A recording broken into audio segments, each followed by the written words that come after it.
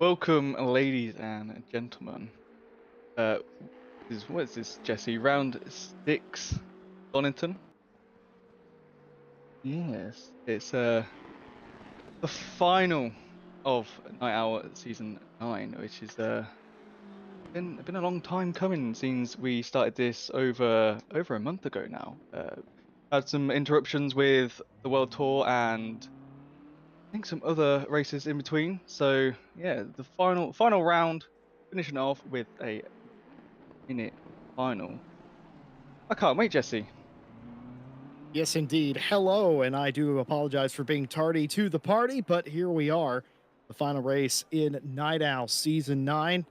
And, well, it's a lot to reflect on Season 9. We've had a little bit of everything this season. You always look for good competitive racing. I'd say we check that box. There's been surprise winners, check that box, drama down the stretch. A lot of drivers at one point or another taking exception to each other as well. And it all comes to a head tonight. Ted Edwards, I think everybody, our stewarding department, us in the booth, we've all noticed we were missing a few drivers we expected to have here tonight. Yeah, there's quite a few missing. I'm not too sure why. I know Alex Rogers isn't here; he is away. So that's one of the pro drivers not here. But I know Salvo he has signed out for tonight's race. I'm not sure why, but yeah, there's not really that many pros here today, which is a shame. The same with the AM class, which is a mixture of the low silver and drivers, and there's not many of them. So I don't know if people didn't want to drive a 90 minute of Donington, but yeah, not sure. Not sure why they're not here. Well, either way, we still have 24, 25 cars that will take time here tonight. 15-minute qualifying session. You get a couple of chances to take a good lap around here with 15 minutes as opposed to 10. Yeah, it's yeah, 15 minutes isn't too bad around here. You can get a few laps in, so I'm expecting some quick lap times, but I think Sacheki's going to be up there really early on in this qualifying session, but not too sure what I'm expecting. I did see Watson in the practice server earlier, and he was doing some fast times in the Ferrari, so I'm expecting him to be maybe on the front row, but we'll have to wait and see.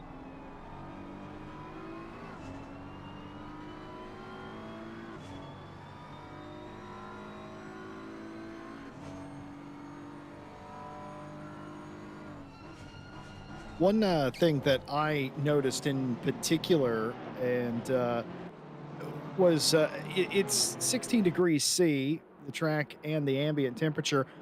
Stewie, our broadcaster, mentioned that it was fast immediately on the start of the session. It's already gone optimum apparently, but that probably due to the passage of time. But I was more focused on the weather. Perfect day, no real chance of rain. We have talked about that for the majority of the week. The chance of weather in this race today doesn't seem like there is a large chance at all. Well, if you're unfamiliar with Donington Park, let's take a ride as we complete the first qualifying lap of the day through Red Gate, turn number 1, and then the turn that I believe they call Hollywood some of the time, and down the hill, the Craner curves as it was, and through the world famous old hairpin. Used to be a gantry over this portion of the track. In fact, you can still see the stonework there. No longer here. It's quite sad. Starkey's Bridge, and then McLean's. McLean's back up the hill, but we're still not done climbing. No. We have to get to Coppice, the right-hander at the top of the circuit. That being this corner. You're going to want to sort of stay in the middle of the track, run out as far left, usually as you can, to maximize the straight. That Starkey straight, of course. And then the Fogarty S's, the most infamous corner on this entire course. You're going to see a lot of invalidations in qualifying. You're going to see some fender benders and accidents there in the race, surely. Down to the Melbourne hairpin, another place where drivers will get themselves into trouble in the race, going for the deep dive and trying to make time back up the hill again into the final turn. Goddard's, then you're back on the front straight. That's a lap. It's a quick lap around here at Ted Edwards. but it's a fun track to drive on. I think almost everyone agrees. Yeah, we had this in the EWC championship last year, our enduro champ that we have in the second part of the year, and it was really good round here actually. You drove the Honda with on Bryant, and yeah, it was a different kind of race. We had multi-class there, so it was the mixture. But no, it was really fun to drive here. I will always drive this track no matter what. It is a lovely track, and as I mentioned earlier, it's a lovely day, or should I say morning, just after 9 a.m. in sim time. 16 degrees C, no real wind to speak of, and keep an eye on all of these turn markers, these giant poles. They're not quite bollards, but they are poles. And of course, the tire bale in the Fogarty S's has already been knocked out of the way. That will reset itself in the race. And I wonder if one cheeky driver will not just remove that on the pace lap. Of course, there have been drivers in recent memory that have gotten in trouble for removing the braking markers, but those aren't really braking markers, those are course markers. Javier Marquez, one of the features today, he's been dominating the AM class in that 49. The McLaren has been almost unbeatable a lot of the time. Has a nice lead here today, 44 points or so, Ted. All they have to do is steady as she goes. Yeah, it's basically just surviving this race and getting to the end. You know, it's not an hour race today; it's the hour and a half. So you got that extra bit to go. So you know, it's one of them. Also, with the pit requirements, Jesse is a different one for today's race. Would you like to hear it? Yes, I would. Of course, Night Owl has always had random pit requirements. I say always. If you go back in seasons 1 and 2, it really wasn't as much as Christoph Stachecki is, I'm assuming, waiting to fall in line somewhere and has done in the 144. But of course, Night Owl has traditionally, we'll say, always had random pit requirements. The 90-minute race gives you a bigger toolbox to play with. Ted Edwards, what are the pit requirements for the 90-minute finale tonight? So you got two mandatory pit stop, which will include tyres on both and a litre of fuel on both of those pits. And there is a pit window for today, so it's a 50-minute pit window, and the pit window always goes from the middle of the race, so that would be 45 minutes, and it will go out either way equally. So it will open at 70 minutes in, and it will close with 20 minutes left of the race. Well, there you have it, the pit requirements. We will reiterate those in the race as well. For the time being, let's focus on the 9 minutes of qualifying we have left. It's crazy to think you get 15 minutes and we're almost through the first half of qualifying. Samir Foch just went top of the heap, a 26.672. Watson was the previous pole sitter and also still the leader in the silver class in the 147. Ryan Mawson is about 2 tenths, actually a little bit less than that behind, but still inside the top three. Tyler Jason LaValle in fourth place and in the pit lane. And Wouter Billen rounds out your top five. Everybody else looking to make up just a little bit of time. I am surprised with such a quick lap around here. We only have 10 cars within a second of one another.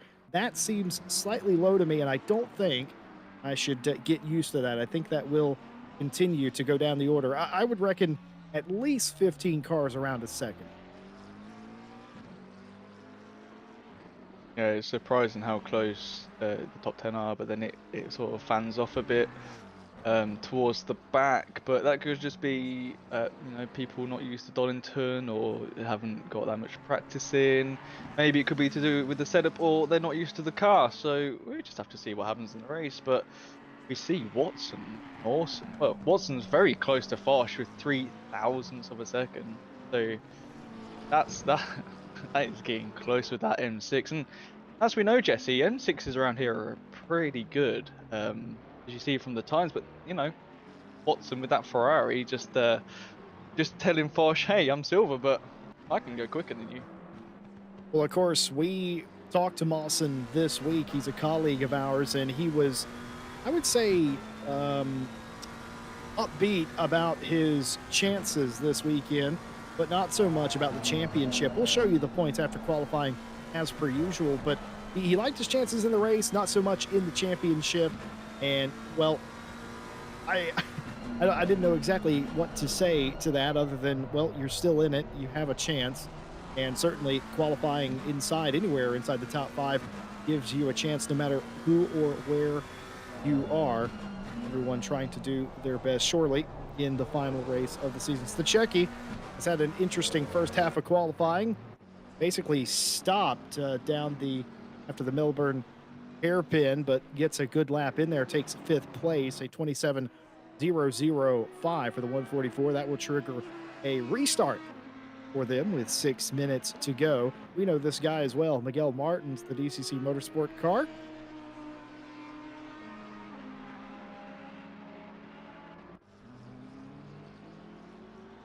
One person that surprised me in today's qualifying in the minute is Grim Lilith. We normally see him towards the back of qualifying. He's, I think it's to do with the Porsche, and not sure. I'm not gonna put anything against him, but I don't think he's the greatest of person for qualifying for low fuels and just hot lapping. He's more of a consistent pace in in the race or in an endurance event. I've raced with him many a times, and I trust him with the car, and he always gets one piece around the track and he's always setting consistent lap time. So for him to be in 12th at the minute with 7 tenths behind P1, that's really good from him. So really surprised by Grim, and well done. And I've just seen, Jesse, Mawson has the same lap time as P1, the same as Foch. Yeah, and Ryan Mawson will be frustrated with himself that not that he didn't go quicker specifically, that he just didn't set that time first, folks. That's how the tiebreaker works in, well, motorsport in general, but also in ACC. One thing I love about ACC, out of the many things I love about ACC, but the one in particular here, is how closely it mimics the real SRO rules. And that's, of course, another one of those. Bosch and Mawson, both with a 26.672. The dead tie goes to the first driver who set that time. That, of course, is Samir Foch. That's why they get the pole position and not the other way around. We saw Phil Malter come across the line, the South African driver, P15. Lavallee still P4. And Watson in 3rd place. We already talked about Foch and Mawson. Marquez up to P8. He's the quickest of the AM drivers. Rafael Huel and Silva rounding out the top 10 right now. Close stuff. It is getting a bit tighter. Now we have 13 cars within a second. Still a little bit lower than I expect it to be, but, they got 4 minutes left. I expect it to happen. I think it's some people can go out and just do a 1 lap quick lap, and then some people can have to spend a few laps going around the track. So it's that's the same with me. I have to spend a few laps just to get tires worn and just get myself comfy. Yeah, it's different for everyone, but I've just seen Watson has gone quickest with a 26.625. That's 400 of a second, almost 500 second faster than Bosch and Mawson in a Ferrari. Yeah, it's a really nice lap by Watson, but right before that lap, the lap previously, Watson went faster anyway. He ran a 26.675 is what he ran, which was 3/1000 slower than Foch and Mawson. So he had to re-up and do it again. Ended up going, well, just that much quicker than the two in front. It really is a battle up at the front so far. Yeah, I'm hoping today that qualifying isn't the only time we see these drivers close. I'm hoping the race is going to be just so close, just close racing, following each other, getting in the slipstream, and yeah, I just want to see more fighting like we saw at Snetterton. That Snetterton race was that ending. If you haven't seen it, you want to go and watch it after this race, because that was some racing between the top 4. I want to see that again here today. We've got an hour and a half. They've got to get closer, Jesse. They sure do. Hello, everybody filing in at the end of qualifying. No, you did not miss the race. We're finishing up qualifying. We're glad to have you. Glad to have you here late on a Saturday night to finish up Night Owl Season 9.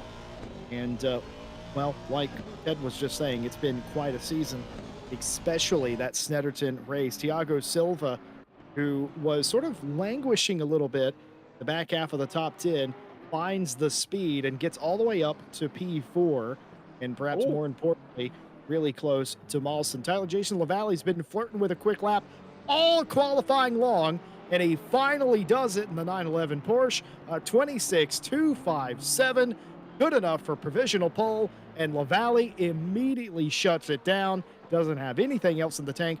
What a lap that was. Samir Fosh comes in just behind them, a quarter of a second off.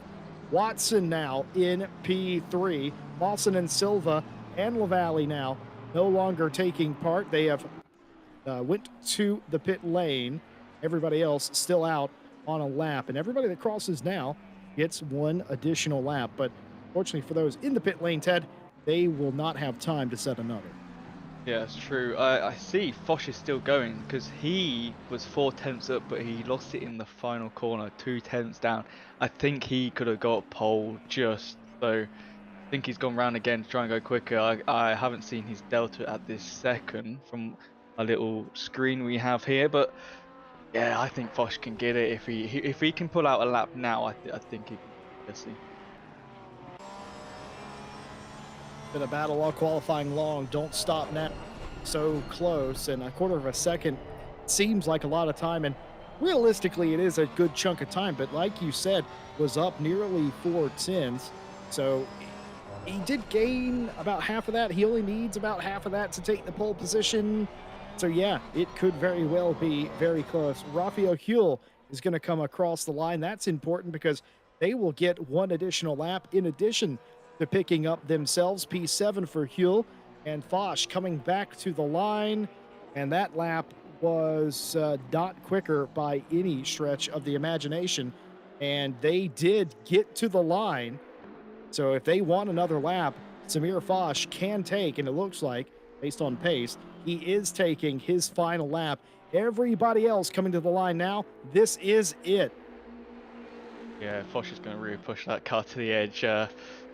I'm expecting that he'll push it so much he's going to get a cut through the chicane, but we'll find that out in a few seconds' time as we see some more drivers coming across to finish their qualifying. Actually, Coop Williams goes from 20th to 18th. Very well done from them in their McLaren. Here's Foch doing it to the chicane. Will he cut Jesse? Will he just overdo it that tad? Because he really wants to get this first. Or, yeah. Oh my goodness. Yeah. As if on cue, Ted Edwards with the commentator's curse. The Checky comes across and stays P8, and that ends qualifying. But as if on cue, Ted Edwards talking about would Foch push it a little bit too much? That was the question. The answer, an emphatic yes. Yeah, he from what we saw, he just messed up the braking, going into the chicane and yep, found the wall. So pushing it a bit too hard.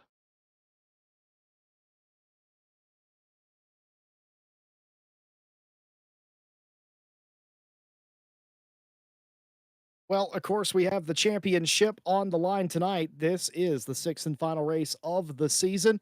And here's how the respective three championships that you'll see on display tonight have gone through five so far. Christoph Stachecki leading the Pro Series standings, 123 points. Samir Foch chasing, still in it, though some 30 points out with 92. That's still doable today. If Foch wins and Stachecki has a disastrous race, it is certainly not out of the question. Timothy Flamker in third, still fighting for podium spots with 85 points. Savalainen, who I did not see here tonight with 81, tied with Matt Lehman, the almost best name in sim racing. That would mean that Lehman would take that by default, but it isn't that easy, is it? In sixth place, Alessio Mellis with 67 points. Wouter Pillen in seventh place with 62. Sean Madison with 53 points. Rafael Huel with 41.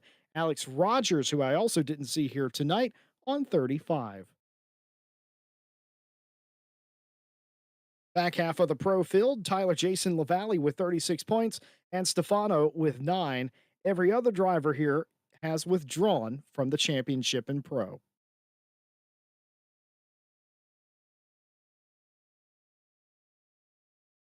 Here is Silver. Thiago Silva with 124 points, top of the heap, has been in a pitcher's duel all season long with Ryan Mawson, 115 points. That is very close. If one wins and one finishes fifth, well, that is the difference in the championship. Third place, Jordan Watson on 84. Grim Lilith in fourth place with 77.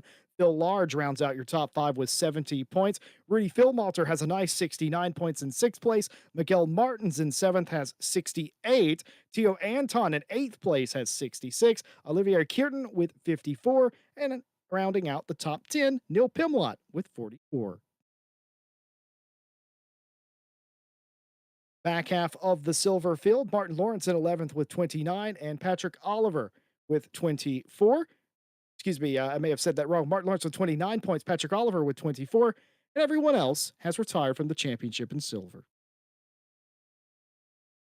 AM Class Championship is the widest of all of them. Javier Marquez leading the way has been very dominant this season, 124 points. Daniel Walker in second place with 80 points. And you got Peter in third place with 76. Adam Bowers with 73. And rounding out the top five, Aaron Fox on 71. Sixth place, Callum Kerrigan with 67 points. Rodrigo Santos on 66. Stephen Clark with 65, Damian Lowe with 53, and your 10th place driver, Daniel Groove, with 44. Back half of fam here, Matthew Roberts with 35, Kai Lazalite with 34, Ashley Coupland on 22, Linton Willis on 11, and Sierra Thomas has no points but hasn't withdrawn from the championship. Everyone else in AM has.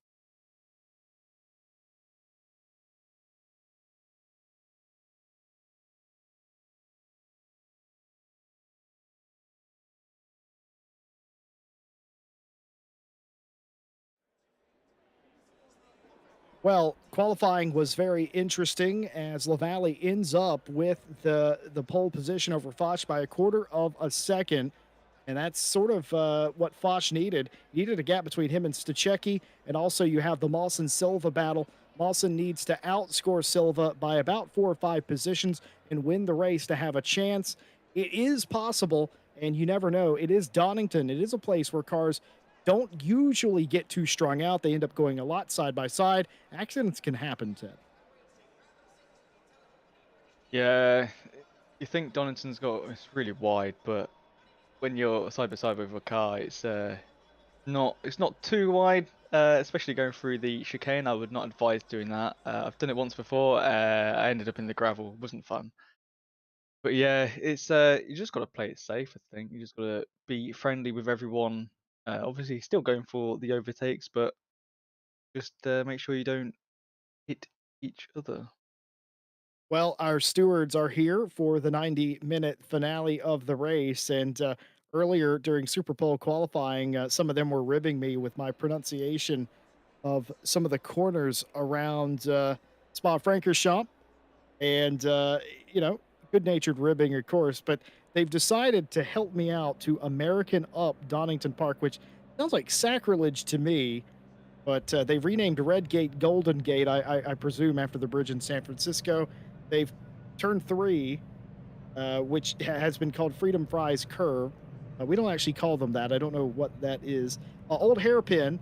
They didn't rename Old Hairpin because that would be sacrilege. The Stars and Stripes Bridge, which would have been Starkey's Bridge. The Mac and Cheese Turn, Air Conditioning Corner. Are we known for air conditioning here? I don't understand. The Firestone Straight. I don't think. I think Goodyear would have been better there. The only corner on this entire track that actually I really like, Ford F-150S, is not a sponsor, but I absolutely love that. Nothing more America than that. You've got the Miami Vice hairpin, which would have been the Melbourne hairpin, renamed for Miami Vice.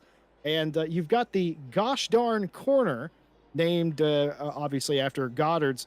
And also, there's a little Ryan Gill gravestone there. Ted, you know anything about that?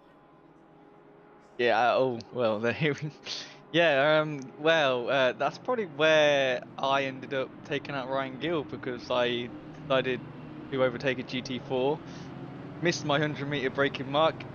Started braking at the 50 and ended up taking out Ryan Gill's Lamborghini. Well, it's even worse than that, folks, because I have it on good authority that Ted Edwards and Ryan Gill visited Goddard's in real life sometime after the incident, and Ted Edwards brought it up again. You ever hear the phrase rubbing salt in an open wound? Yeah, well, I just turned around and said, "Oh, Ryan, do you remember that corner?" Ryan Gill did nothing and yet paid the ultimate price for his passion of sim racing. But yeah, there it is. Well done by Stewie. That was really quick to find that and pull that up. I didn't expect him to have it, but that is what the stewards do whenever they don't have anything to do before the race gets started. I do appreciate the stewards looking after me, and I do appreciate, you know, a good-natured ribbing as it was. But, you know, look, sometimes in America, I'm America-splaining now, we say things that don't sound right or make sense. See that tire bale to the inside of that corner there?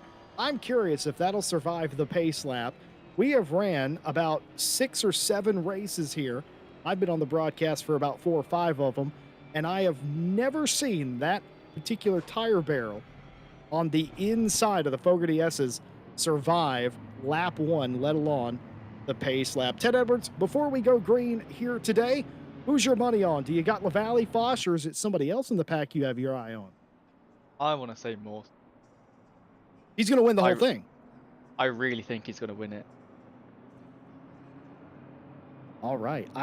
Ted, I can't argue with that. I love that. I think Foch is going to win the whole thing here today, and I think he's going to be able to convert that car, that specific car, the M6. I think that's going to be the winning decision tonight. 2x2, one more time here in Night Owl Season 9. It's been a long, fantastic ride. We thank you for being with us the entire way. 90 minutes for 3 champions. The flag is down, the lights are on, and we are green. It's an excellent start by Foch. LaValle has the inside and will use it to great effect. A little wide there was Samir Foch. Here comes Watson. Watson up the inside and a pile up behind them. The first 5 get away, and then the track basically blocked everybody back on now, barring 3 or 4 at the back of the field as everybody scrambles down to Old Hairpin. Yeah, that was just someone getting a bit slow into T1, and I think it was an Aston Martin decided to hit the rear end, obviously not realising they had slowed down enough for the corner, and yeah, they started having a tank slapper and started bashing into each other's car. So top 5 starting to get away already, so I think they'll have their own race. Maybe Thiago Silva might join them, who knows, but they're still there for a second. We'll catch that. Oh, Ferrari, Jordan Watson, Ferrari and Curbs, name a more iconic duo. And it almost got away from him there, hitting the curbs a little bit too hard. There's a couple of cars where you can do it. A little bit of argy-bargy there. Don't know if that's Billin or Silva. I think that's Billin it is. And you'll see that all race long down in the hairpin. Yeah, we're gonna see so much of little mistakes, little bumps here and there. You know, little bumps are okay. Stewards don't mind a little, you know, a little tap if it's racing. But if if it's too heavy, then they will look at it as, see whose fault it is. That's one thing we did relax on was, you can have a little scrape. You side by side racing. There's always going to be a little bit of contact. Obviously, there's a point where it becomes a bit too much. That was a bit scary right there. Ooh! Oh, look at this. Ooh. This is Peter and Coupland. Ashley Coupland and Peter going at it, and they've swapped that position 2 or 3 times. Unfortunately, Peter is going to lose at least 2 spots here to the cars in front, and now has Kiergan and Santos in behind them, as well as a whole host of other cars. Lowe, Damian Lowe, Rudy Philmalter's in there as well, as they're all scrapping here over the minor positions. I mean, I say that, but this is potentially a podium in AM, so what am I actually saying? Yeah. That dive was a bit aggressive. Could have worked. And the bell's gone. There's the bell on the left-hand side of the track, Jesse. You called it. I can almost assure assure you, that did not survive lap one. All the cars here are going to have an issue, some more than others, with getting into the Fogarty S's. Those are quite big curbs. Some of the cars can take them quite easily. Others can do it with a little bit of struggle. And some, it's like a roll of the dice. It really is on what you're going to get. And you'll see that today. There's going to be more than a few cars that end up getting themselves into trouble. Now, we flash you back to the start of the race, and there's where it happened. Porsche on McLaren, and Rudy Philmalter was the hot dog in the bun and got spat out and spun around. And that's why Rudy Philmalter was 20th or worse. And here's some more of the aftermath of that. Oh, there's another Porsche up in front as well. I don't remember seeing that. So what we just seen was the second incident. There was one in the pack ahead. Our broadcaster Shiri, bless him, is trying to find where the first one was. There you go. It's so that was up there. So that was two different incidents. The Rudy Philwalter one, where he got spun, that was the initial accident. But because when everybody got away from that, it was, oh my goodness, yes indeed. They got compacted together. They were 3 wide and basically ping-ponging off of one another. Yeah, so I think it was the Aston Martin in front was a bit slow. The McLaren behind obviously had the speed, had better corner grip. Didn't realise the car in front was a bit slower and just tapped them, which then hit the Porsche. And as you saw there, it was just a bit of ping pong, and Porsche came out worst. So, do you remember how that ended? 5 minutes ago when you said Ryan Mawson was going to win this race? You predicted, you called your shot. Well, I direct you to the Speed Juice fastest lap of the race, and it is none other than the 101 Flying Husky BMW. Ryan Mawson, quickest right now on the track. How did you know that, Ted? Because I told him he's good. I think I got that into his head. Because all he's been saying all afternoon, this isn't it. This isn't it. You know, I'm not going to do it. I believe in him.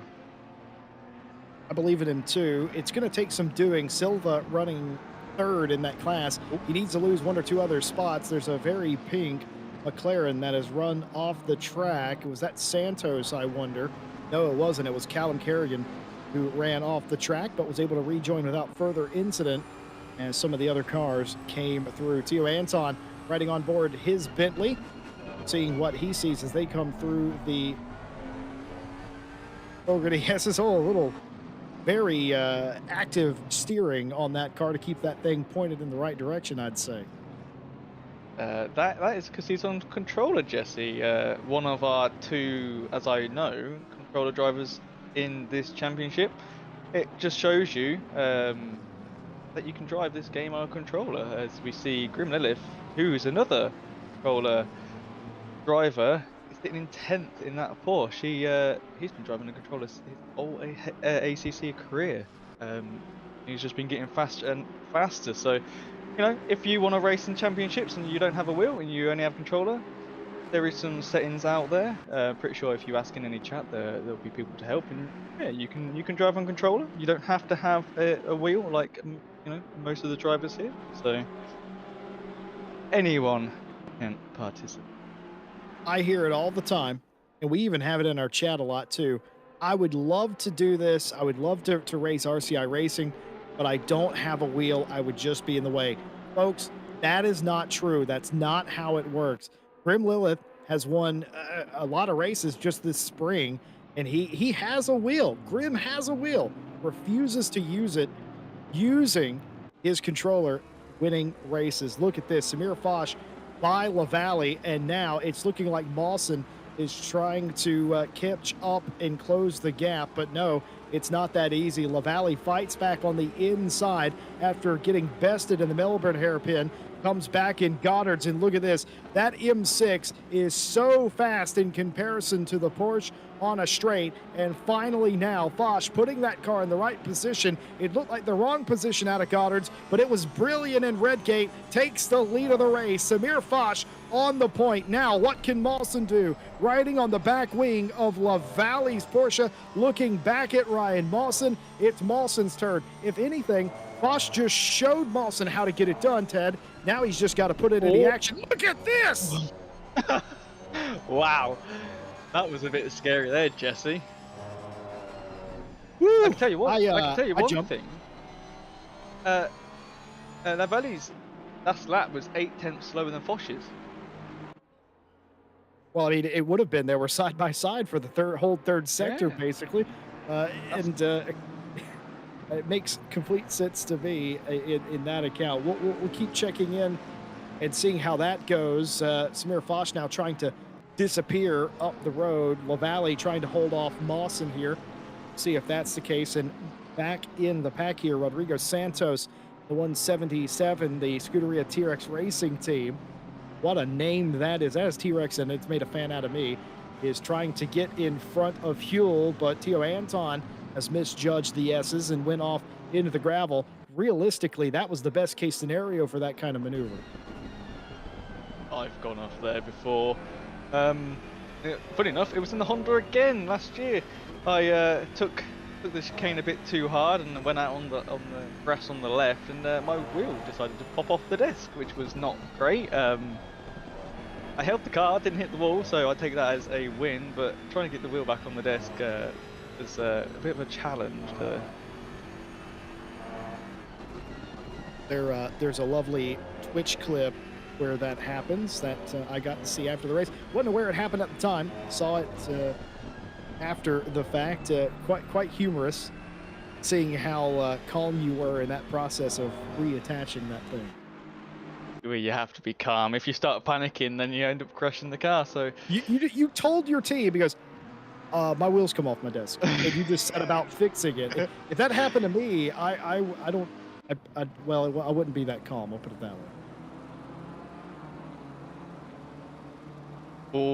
Oh, well, that's not a nice rejoin from Daniel there. That was a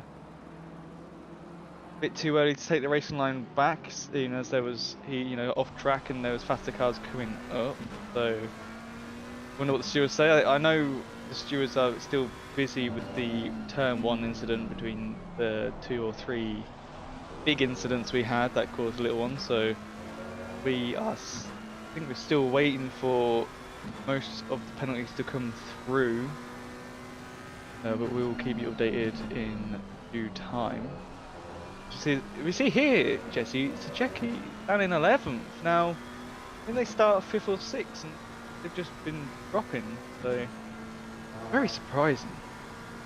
I think Sacheki started 7th or 8th, something like that, unless I'm very much mistaken. But otherwise, still, regardless, they started inside the top 10. They have fallen back. I wonder how much of that was due to the red gate kerfuffle that occurred, or maybe that is just down to the car, something maybe not to their liking. Everyone's going to go 90 minutes tonight, which means that they will have to take more than 1 liter of fuel. They got to make 2 stops regardless, but on one of those stops, you would imagine they're going to have to put a significant portion of fuel, and that leads to the old strategy talk of what do you do? Do you turn the wick up here? Do you short fuel it and set and pit longer? Or do you fuel the car down, all the fuel that'll hold, and have a shorter stop, so to speak, with less fuel taken on board? It is sort of at this stage hard to tell, and I wonder maybe if that's why Stacheki's going the other way. Maybe they're on a different strategy altogether. But I have been told that some of the penalty reports have come in, Ted. Yeah, what we got here. We got lap 1, turn 1 involving the 111 and the 49 1-in-4 car 111 avoidable contact. We got another lap 1, turn 1, 49 the 17, 5 seconds for car 49. Hits the 17 and causes them to half spin. That's a real shame there. Then another lap 1, turn 1, 762 the 46 and the 111. 15 seconds for car 762. Takes out the 46, who as a result hits the 111.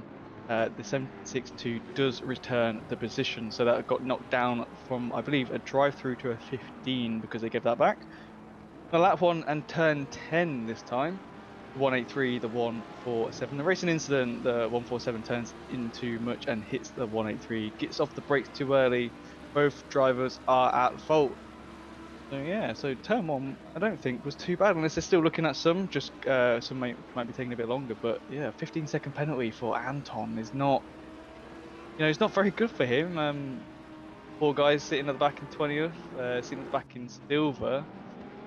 Yeah, an hour and 16 minutes left, and you got to serve a 15-second penalty at some point. So that is a shame. It is very much so, and unfortunately, of course, Anton, we saw earlier, have troubles navigating the S's altogether. Phil Malter, P15, getting challenged here through the inside, or maybe it's the other way around, in fact, as Phil Malter had 15th, or excuse me, was in 16th prior, but had 15th there at least for a moment. Either way, Peter and Phil Malter fighting out for 15th place. I believe that's Walker right behind them as well, looking to get into the action. That position up front, at least for now, won by Rudy Philmalter. As you were saying about Anton, what's happened here? I think Jesse garage door gonna come down on that car. I don't think he liked that 15-second penalty, unless they're having some technical issues. Now that is interesting because it sadly is not really uncommon for a driver to protest a penalty by just parking the car. It happens. I've seen that all up and down sim racing throughout the years, but I don't know.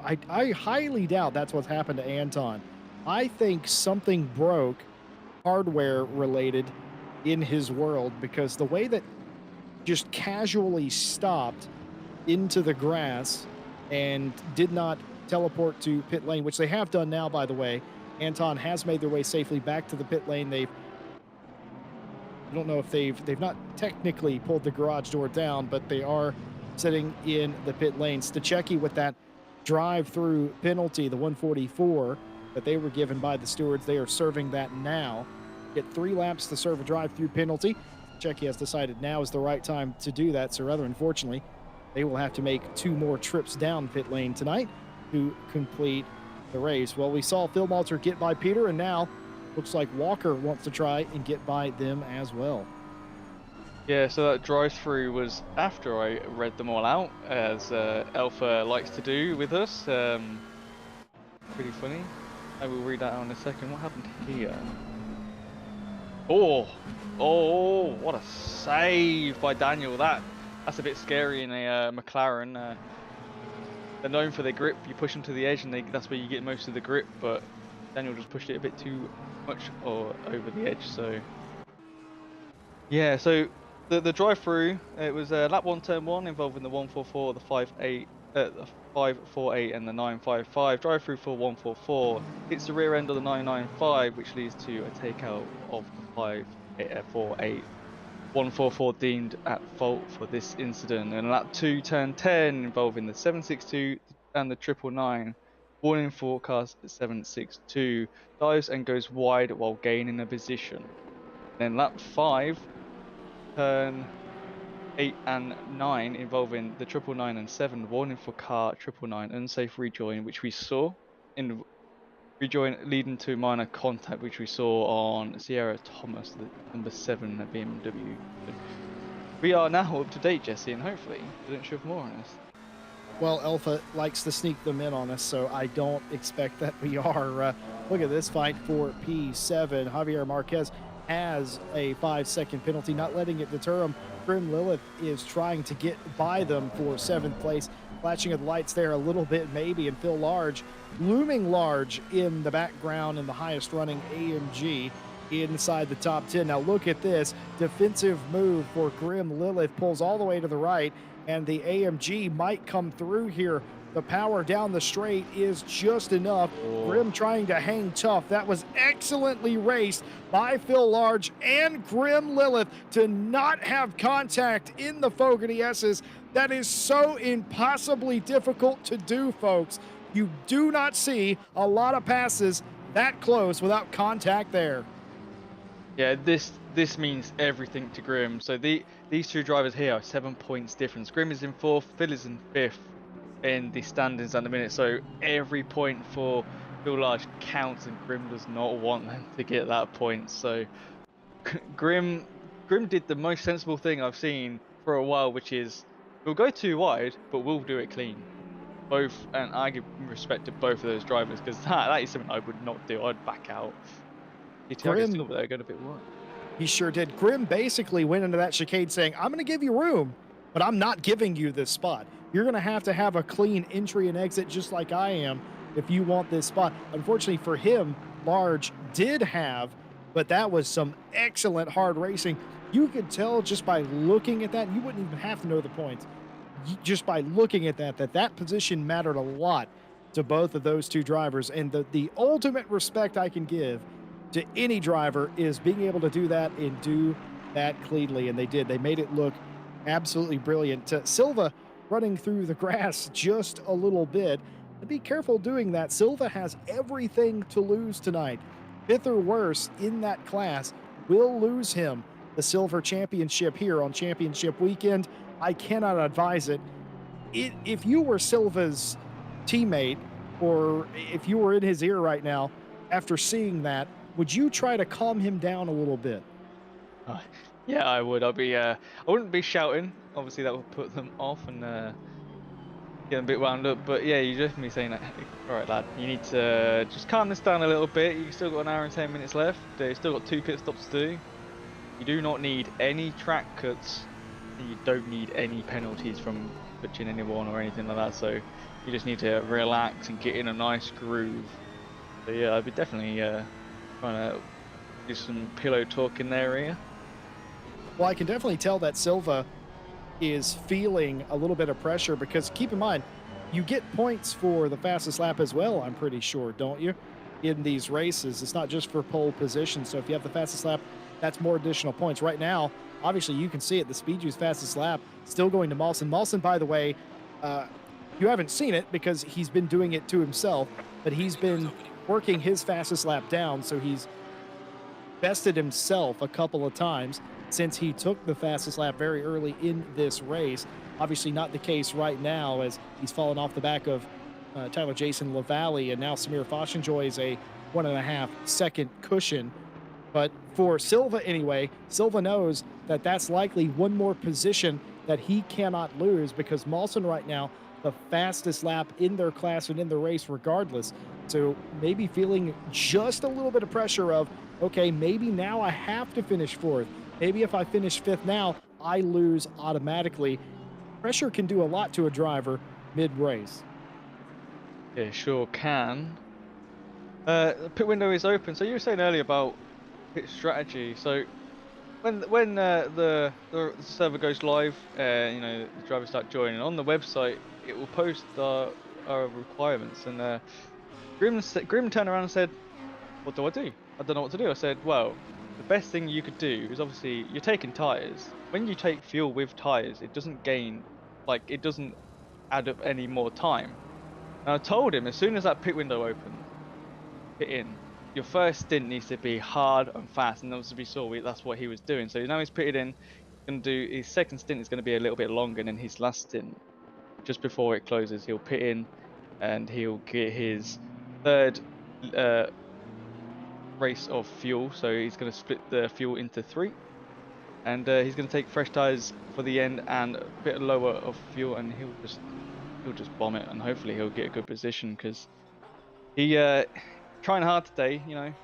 Racing with Phil is it's going to be difficult against that AMG on the straight, so obviously that's much faster than Porsche.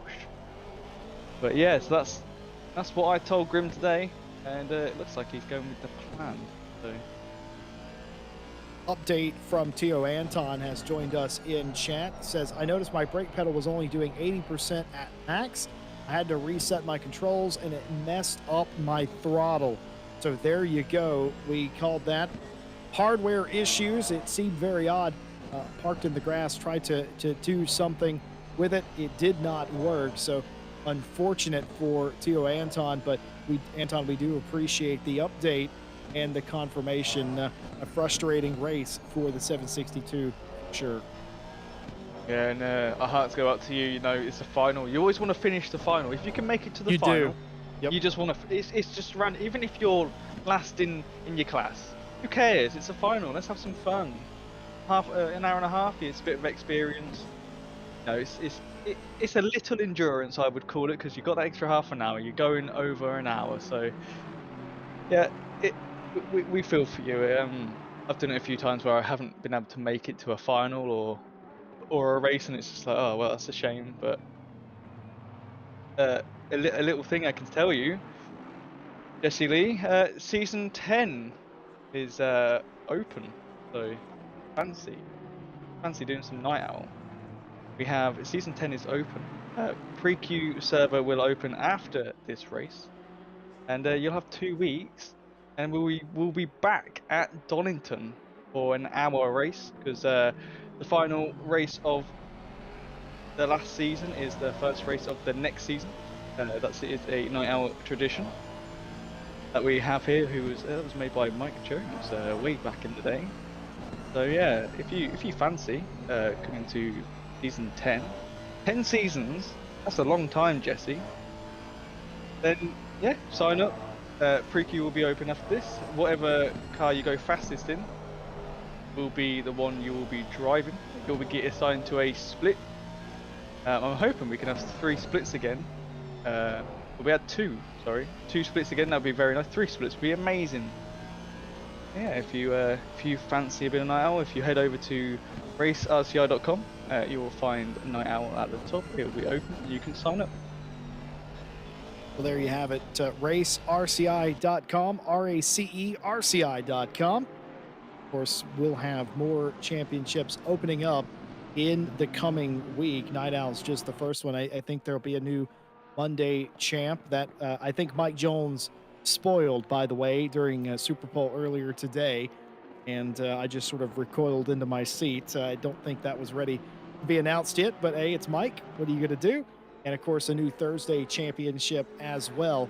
Of course, the Monday and the Thursday champ wrapping up this week, and a new one will be open for signups in their place. But right now, ahead of the finish today, usually we wait for the checkered flag of the season. Apparently, we haven't done on this occasion. So, if you're interested in Night Owl, of course, we have a split for you. Look, we've got Pro Silver and AM, and if you really want to get technical, AM is technically Low Silver and AM together. So that's really 4 different classes if you really want to get pedantic about it. Wouter Billen has been trying to get by Watson and the 147 Ferrari, but that Ferrari is not letting that Aston get by them. Excellent driving on both accounts, and they're using all of this racetrack to try and make this work. Oh, that was the wrong line for an overtake, I think there, Jesse. You don't usually see the reverse of that a lot. We got into that corner, and I thought I knew what was going to happen, but nope. The old switcheroo on us there, Stewie. I like it. Yeah, that was definitely not a line I would take, Damien, but we will not judge. We will just give our opinion on that, and I would say that's not great. But yeah, I'm surprised with Watson. He's 10 seconds off Mawson, so obviously the Porsche and the 2 M6s are just flying away. Oh, Watson is in the pits. I was about to say, like, go, Billen's got past, but no, Watson has come in for his pit stop. Wonder if really low on fuel and it's just really slidey on those tyres. Maybe they're a bit too high in pressure. Who knows? But we will find out once everyone's done the pit stops and they will filter back in again. There hasn't been many. We've got Watson in, we've got Miguel Martins in. We've obviously seen Grim Lilith, Bowles, Hughes, Checky, Thomas, and they've been in the pit, but 17th and upwards, not. So everyone's going for a different pit strat here, which is surprising. I'm hoping they do know it's 2 mandatory. It will say in front of their face that they have to do 2, so maybe they do a pit stop back to back. I've never seen that before, but who knows? It's Night Owl. We have all sorts of crazy stuff here. Speaking of crazy stuff, Samir Foch has just taken the fastest lap of the race. 1 lap ago on lap 18. And that is the pace that Foch is setting. LaValle a few tenths slower than Foch. And Ryan Mawson has fallen off really hard in the pace department, about a second slower than Samir right about now. And that's incredible fall off for the 101. That almost leads me to believe that there's something going on with the strategy of the 101. You don't usually fall off quite that hard here unless you're doing something different than somebody else. And if it's not that, I am completely clueless. But nevertheless, the fastest lap counts in your class only. And the only one we can see, unfortunately, is the fastest lap in the race overall. But you get points if you're the fastest car in your class. Mawson is still that, but that doesn't change anything in that silver fight, that silver championship fight. Silva still has to finish inside the top 4 to guarantee a championship for the 995. But Foch has Foch is just laying it down right now in that 88 BMW. Yeah, the 49 in AM, they are the fastest in their class. And Rudy, that was a big bounce. What happened there? There's a dip in that green. It's not AstroTurf, but that green bit of concrete or whatever it is. There's a dip there, and if you get a wheel in there, that happens. I've done that a few times, and yeah, it's not fun because you don't know what the car's going to do. Correct? You said dip. That it dip. Okay. But did. Okay. Moving right along, you know, we were watching the Ferrari earlier of Watson, and Watson hit that, and the car bobbled as Wouter Billen has decided now is the right time to pit. So has several other cars. Marquez is in, Phil Large is in to do their first of 2 required pit stops with a tire change tonight. But I was talking about Watson's Ferrari. Watson hit that, and they got sort of airborne, but the Ferrari saved them. Something about that chassis. It looks violent when you hit it in a Ferrari, but they were able to save it, and unfortunately, we saw Rudy not able to do so. Second place in the race, Tyler Jason LaValle trying to chase down Samir Foch here. Nothing through the old hairpin. Let's see if there's something amiss at the top of the hill. Absolutely nothing going on there at all.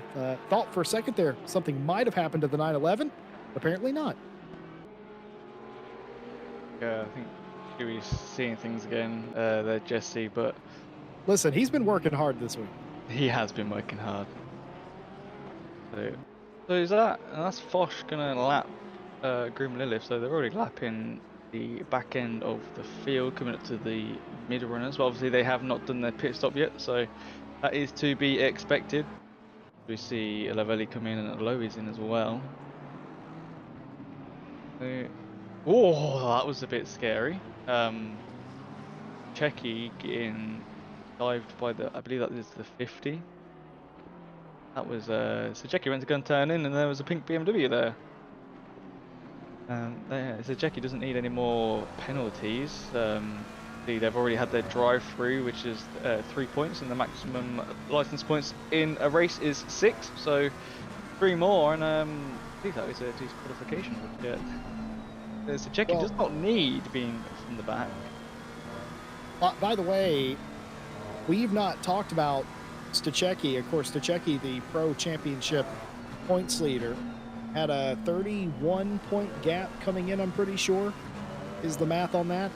And there's so few pro cars that it's just not possible for Foch to beat him in this championship unless Stachecki gets disqualified. Samir would win it by default. Yeah, it is a 31-point gap there, Jesse. You get, for pole position, you get 3 points, fastest lap is 2 points, and if you get first, it's 34 points. So, and it's top 15, so Stachecki at the minute it's not. Well, we'll be getting some points. So there is 5, so they will walk away with 18, which Foch won't be taking home this championship unless, like you say, a disqualification. I hope it doesn't happen. You know, I don't like to see people get disqualified, but if the stewards turn around and say, yep, that is some more points and you are gone, then that is how it is. And we see Foch is in for his pit stop. First of 2 mandatory stops, that is. We'll see if everybody else comes in. We know Mawson didn't. We'll see what happens. Well, actually, Lavalle's also done his first stop, so he's probably going to continue on. But how close are they going to be? Bosch still in the lane. It's not a big pit out. In fact, there he is. Bosch out of the lane. Now the question is, new tires obviously bolted to Bosch. Will they have the grip on this outlap? It takes about a lap to get those tyres up to pressure there, Jesse. You don't want to go too hard too fast on these tyres because obviously, they're not fully warmed up. You can slide and you can ruin them. You don't want to catch grass, you don't want to get the curve wrong, and you don't want to get on the gravel. So, sort of got to take it a little bit easy. But you're in third. You're fighting for overall. You want to get first, obviously. You can't really be too slow, but you don't want to ruin your tyres because you've got to run on these for a while, I would say, before you do your next pit stop. You've got 56 minutes left of the race. You've still got one more pit to go, plus tyres and a litre of fuel you have to take.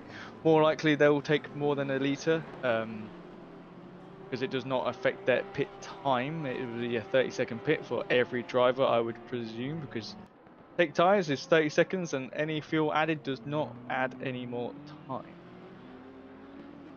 Ryan Mawson pitting out of the lead of the race, sitting in the pit lane.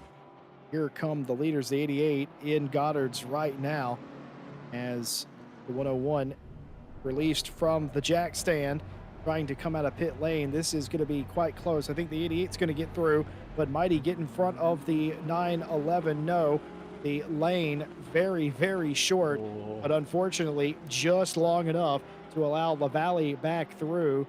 And it's quite interesting. Foch was 3 seconds quicker in the pit lane than Tyler Jason Lavalle. And when they came out of the pit lane, they were exactly 3 seconds apart. Mawson very nearly got in front of Lavalle. With that said, still behind them, and now, of course, has the cold tires on his car. He's got to be very careful here. Remember how fast Mawson was, how fast that car fired off. You wonder if they'll have that same success. Could they get by Lavalle and then have another good pit stop and maybe challenge Foch, who had a really good pit stop himself? Look at Mawson fighting the wheel of that car. He's trying to put, like I said, I don't think he's getting those tires warmed up in a normal way. He's flooring it, but his pit stop was the fastest pit stop there is at the minute. So very, very good pit from Mawson. That must have been straight in, bang on in that box. Straight lift up, straight tires, fuel down, out, and yeah, look at him. He's right on the rear end of that 911. Just have to see if he can make the move. Now he will have slipstream coming out of this final corner, but will it be enough to get anything on turn one? I don't think it will, but it'll put him closer than he is. But yeah, I know Mawson really wants to get in front. Even though it's not a fight for class, it's it's overall. You're third, that's good, but you want to get second. Second's sitting right in front of you, and first is just down the road. So Watson, I think he just needs a little bit more time to get his pressures a bit higher. Sierra Thomas going off there. Oh dear. That reeks of old hairpin.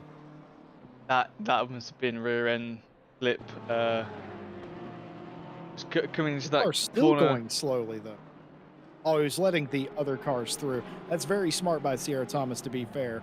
I didn't. Oh, yep. Oh, we're going to lose it again. The tire's dirty. Dirty and maybe a little bit colder after being off of the track, getting it gathered back up. But a very wise move just to stay offline and allow the other cars through. Was blue flagged. Of course, blue flags don't mean get out of the way immediately. Not an FIA sanctioned series, of course.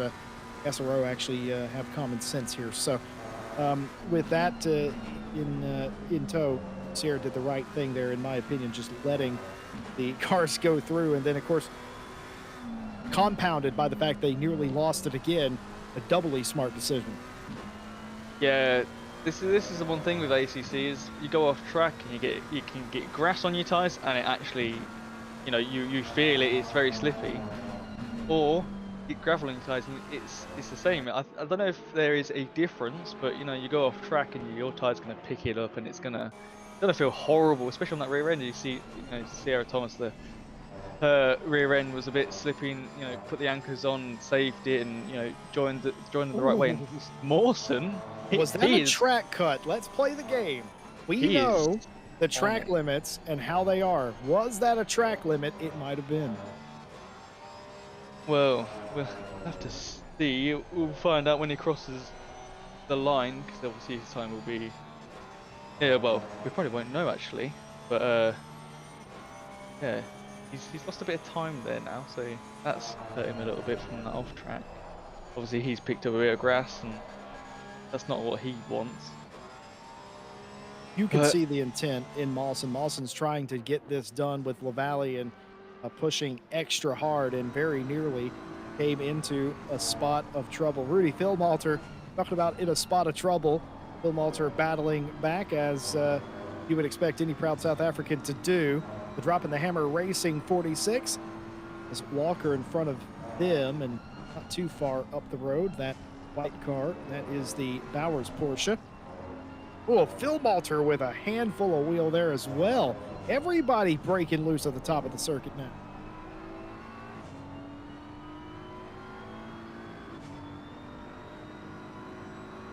Well, this race now entering its second phase. Only a handful of cars have not completed their first pit stop. Coupland is the first car that I see that hasn't done so. Kerrigan also right behind them has not. To the best of my knowledge, everyone else has completed at least one stop. You got to make two tonight. It's a 90-minute race. Night Out differentiates itself from all other championships by having stranger rules than usual. We like to have a little fun on a Saturday night. We do in the booth, the drivers do on the track, and it gets a bit strange sometimes. Sometimes they're not required to pit at all. Sometimes they have to take tires. Sometimes they don't. Sometimes they have to sit in their pit box for an extended period of time. And on the longer races like tonight, sometimes they're required to make multiple pit stops, and tonight specifically, 2 tire changes, regardless of what they do with fuel. So there'll be no grand tire strategy here. What I was talking about a little bit earlier, though, was even though you have to take tires, there is still a fuel strategy, not so much for how long you sit in the pit lane, really, but for how your car is balanced. Do you take less fuel, put more fuel in it in your stop because of the balance of the car? Do you take more to make the car heavier and stick to the track? It really all depends on setup.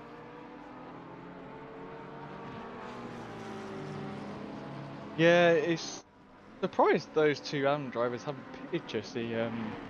I'm not sure what their strategy is. I'm hoping they do realise it's a 2-stop.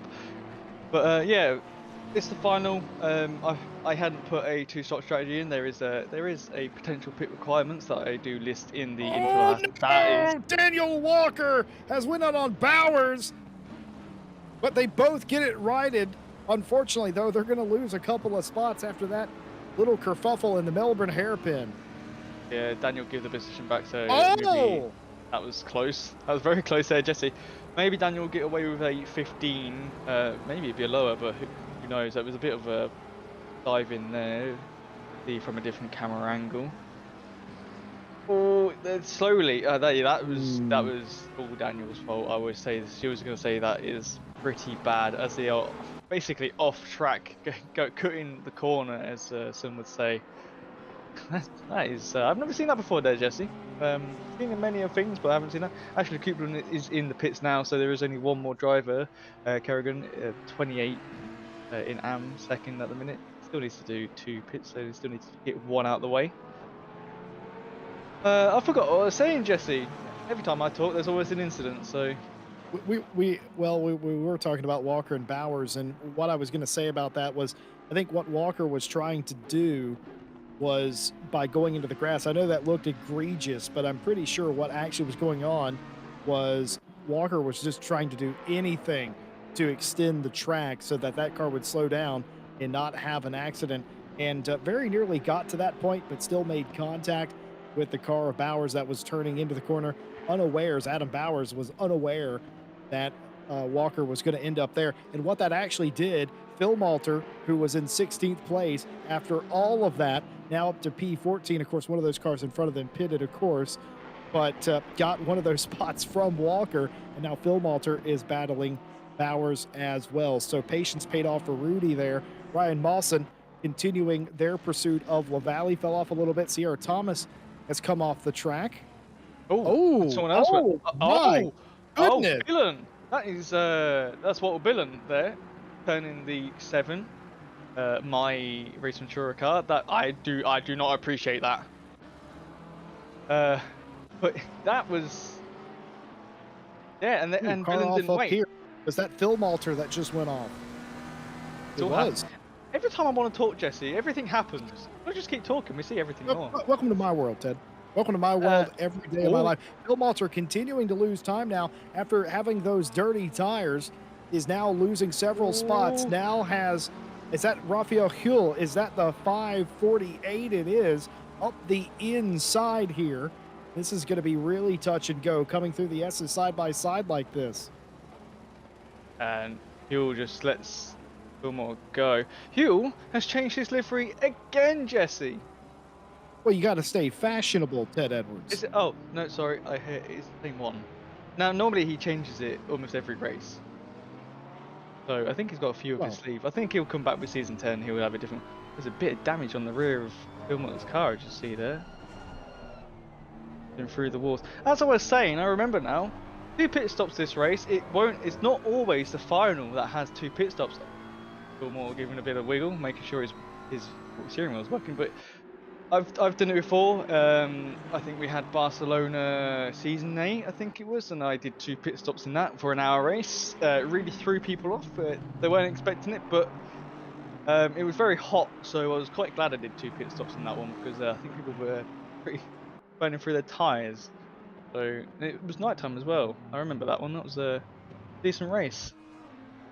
But yeah, it won't always be 2 pit stops in the final. It can be anywhere. These pit requirements, I just put them out of the bag. It's like pulling notes out of a hat. Hey, yep, that one go there and that one go there.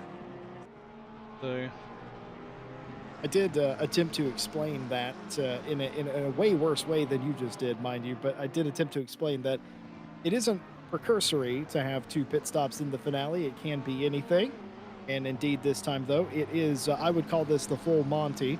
Meaning that you have to take tires as opposed to any other sort of requirement. I think one season we had the 90-minute finale and there was no required pit stop, which was really interesting as well. It was the complete opposite of this, but it was interesting because you can't make it 90 minutes on fuel. At least that's what we thought. There were a couple of drivers that tried.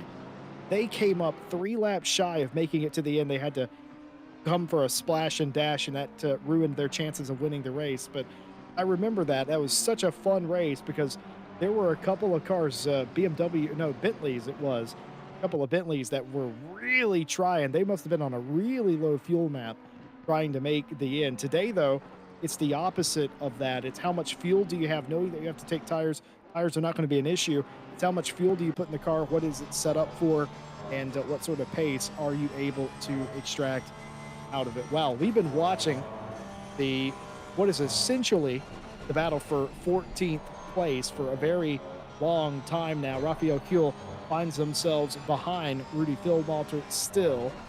This line continues, but unfortunately for Walker, we saw the contact in the Melbourne hairpin, Ted, and there's been a penalty assigned. yeah, we've got some penalties. We have a racing incident between the 46 and the 5, sorry. On lap 11, turn 7, lap 11, turn 10, the 28 and the 97, warning for car 97, dives and overshoots the corner causing contact, position was returned. Then we've got lap 27, turn 10, so we've jumped a few here, involving the 17 and the 23, 15 seconds for the car 23, takes out the 17, position not gained, it says here, lap 27, turn 11, involving the 46 and the 548 racing incident. That was minor contact. So yeah, that's a pretty hefty penalty. Poor Walker, not Paul Walker, poor Walker. Sitting in 4th there. 15 seconds gonna put them really close to Santos actually. Not behind them, but They're quite close there. So Santos probably can get fourth off of Walker there, which is that's going to be interesting, Jesse. Two McLarens fighting each other. Sure is. Question from chat as well. Very interesting.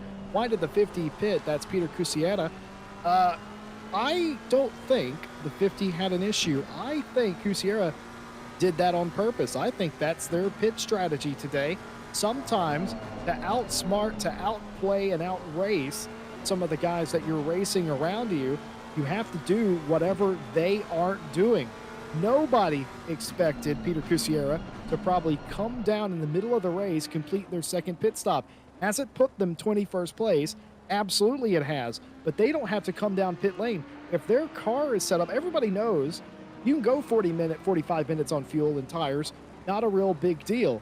That might be a move at the end of this race. That a major undercut. We don't really expect other people to come in for another 15 minutes at least. Cusiera might be in the driver's seat, well, both literally and metaphorically, of course, by doing a massive undercut that gets them in front of some of the other cars, especially ones that are battling. Case in point, what we're watching here between Dillon and Silva. And the only thing I could see that could potentially go wrong for the 50 BMW is they will be out there for 45 minutes on tires. Everybody else will have a fresh set quite near the end of the race that they'll be able to use up and a bit more effectively at that stage. But we'll talk about that when we get there. This battle will not go away. Rudy Philmalter continuing to race around the top 15. Very close quarter stuff between all of these drivers. There's some good racing going on here as we see a race replay. Oh, this is the three cars we were just watching. Oh, that dive, Philmalter. Now there was nothing wrong with that in my opinion. He was there. Yeah, he was there. That was on Daniel to, I guess, use his mirror. He's lost another position. Yeah, that Daniel just turned in on Philmalter, which is not right. And they've already got 15 seconds there, Jesse. I'm gonna guess they're gonna get like probably. It might be a racing incident. It might be a bit more. We'll have to find out. They just dive into the pit, so they're gonna serve their last pit stop, and they will serve that 15 seconds in it as well. On about the 50, they have the fastest pit of the race. Well, there you have it. If I'm Huell, though, by the way, who's right behind Philmalter, I'm watching this and I'm going, do I really want to get involved with that? Yeah, it's one of them. You don't really want to get involved in anything at the minute. But yeah, I forgot where I am, Jesse. Where am I? There's no new penalties come through, so I think what I've heard from the stewards is it's a little bit quiet at the minute. Obviously, we've had a few little touches here and there. Obviously, Walker with Philmalter, so that will probably be picked up soon. Foch still has fastest lap. There's not much changed up the front. Lavallee 3 seconds off Foch. Mawson's second on the second half of Foch. Watson is 15 off of Mawson. Dillon is 10 off Watson. So yeah, he'll go for a very nice dive. Switch back with Malta. Nope, cut off. So a very good move from Huell. I give that a bit of a respect there. I like that, you know. Going in, taking the corner, but then slowing down enough to keep the inside, stop the M4 from coming back through. I really did. I like that move, Jesse. That was clean and sensible. Folks in the chat discussing the contact with Walter and Philmalter. I don't think that will be a penalty. I'm almost certain that's going to be a racing incident. If anything, I think the stewards would investigate Rudy for a dive there, but that's why I said I didn't feel that really was that much of a dive, and certainly I just don't think Walker expected Philmalter to be there, but somehow Rudy got that car stopped and rotated in that corner, took everybody by surprise. But I don't think there's going to be a penalty at all. I think that's going to be a racing incident between the two of them, but I have been wrong before. I don't see a need for a penalty regardless. Thiago Silva, the Vice Racing 995, trying to win the Silver Championship and doing a good job of that. Wants to race Wouter Billon in front, certainly does. but you also have to sort of have a metered response in this sort of situation. If he tries to race Billin hard and there's a spin or an issue, Bill Large, the next car in class, is only 5.5 seconds behind. Bill Large catches up. Silva ruins his tires. It could get very dicey. Has to stay inside the top four to guarantee a championship here. A podium certainly does that as well. It's all about what Silva feels is necessary. I'm certainly, we saw Tiago get really close to Billin earlier. Now he's almost backed off just a little bit. And this man right here, the leader of the race, didn't qualify on pole, didn't need to. Speed Juice fastest lap of the race award, Samir Foch, driving for the Code Brown Racing BMW. And, well, they've had some Code Brown moments this season. They're looking to end the season on a high note. Yeah, I think the top three are trying to. I know Foch hasn't had the best of races, so yeah, he's definitely want to get the same with Mawson. He's first in silver, but you know, first overall, beating the pros, that would be pretty amazing for him. He's about 4 seconds off Foch as it is, so got a bit of work to do. He's just got to hope the final pit stop is better. Maybe he'll go a bit longer. He's still got 60 minutes of pit window left, so he might go for another 14 and then do a late pit. But who knows? But yeah, on about the tyres, you said earlier we've had one season night out where the final didn't have any pit stop requirements. There was no tyre change. Now, that was when we had the old tyre model, so obviously they've changed the tyres since and they wear out a little bit more quicker. So I haven't decided to do a no pit because I don't know if they can last an hour and a half without really hurting the drivers. And because I don't want people to be running on them and then you know they're really bad and you know they end up crashing or crashing out. About 10 years ago, there was a little saying that my generation had. We called it "You only live once." You may have heard of it. It's called YOLO. Oh yeah. Okay. All right. Now, drivers are intelligent. They're intelligent enough to drive, at least. They're intelligent enough to know when their tires run out. Season 10 finale, hour and a half, no tire change required? Come on. Let's race like it's 2010. Let's YOLO. Jesse. Oh, turn him to. Anyway, so Checky in 12th, hey? Well, he might not be for very long, trying to go around the outside the long way and not really trying that. What he's trying to do is this, the crossover, just anything to stifle Miguel Martins in front. Miguel's not falling for it and immediately pulls over to the right side of the track in defense. Stachecki doing the smart thing and just sort of diamonding off the corner, trying to get as much speed down the straight as possible. Not working. Miguel Martins hanging tough in P11.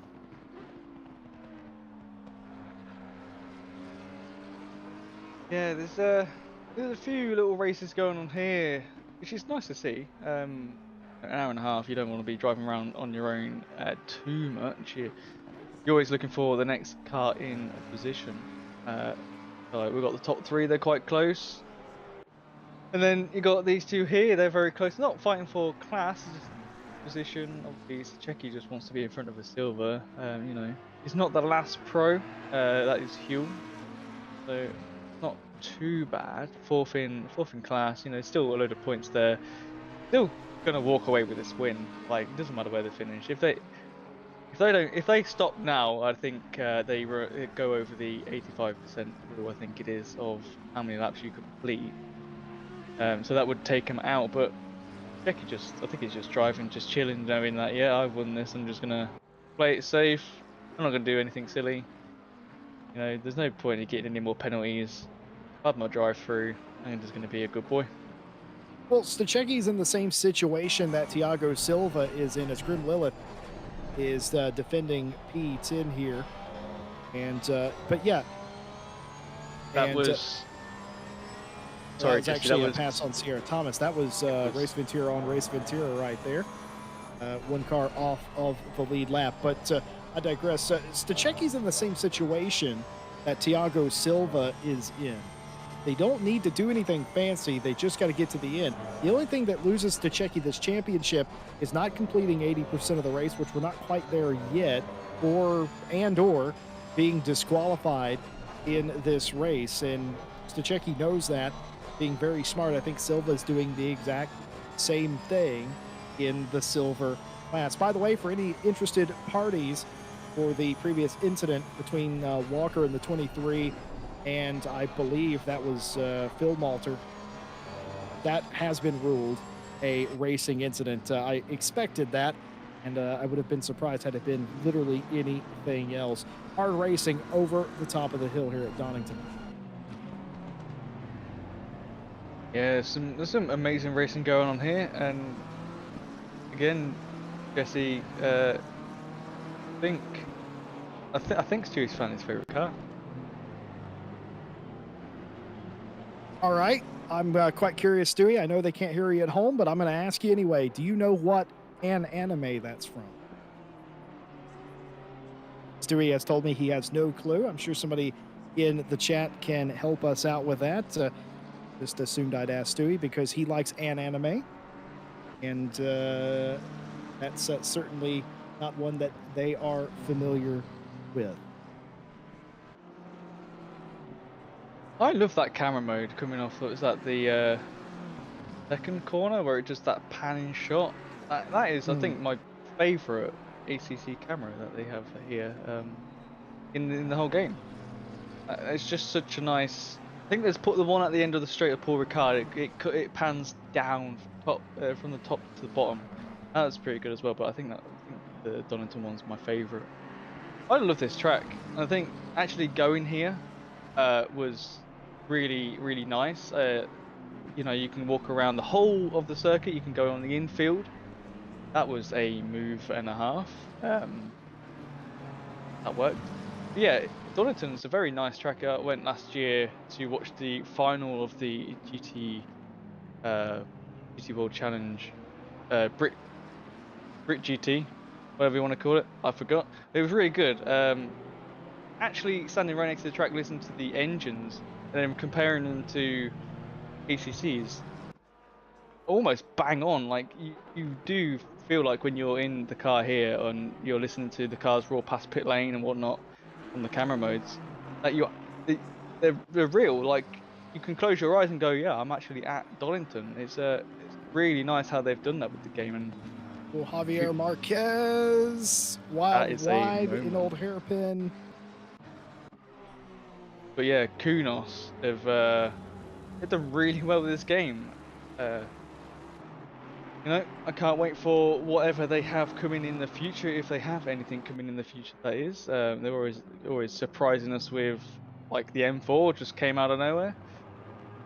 So yeah, I really do enjoy this game for its immersion.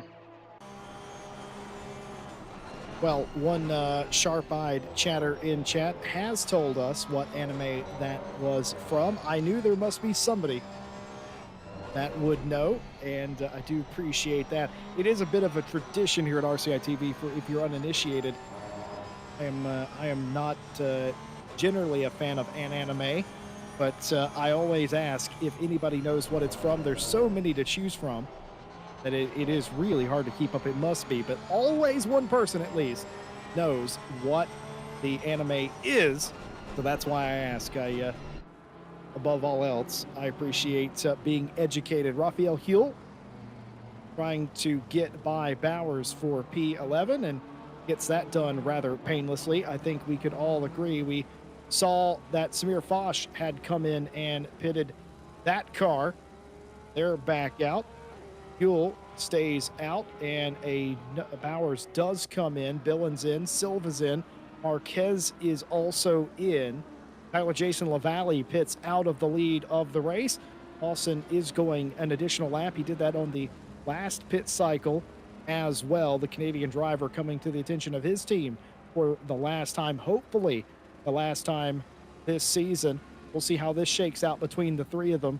Despite Mawson being in third place, he was only about 4.5 seconds behind the lead of the race. And we said before, LaValle was 3 seconds slower in the pits than those around him. So this could be very close indeed. We'll have to see how it all works out.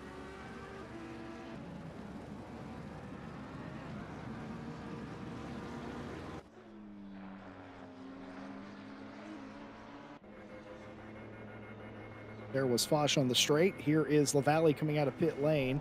There goes Foch.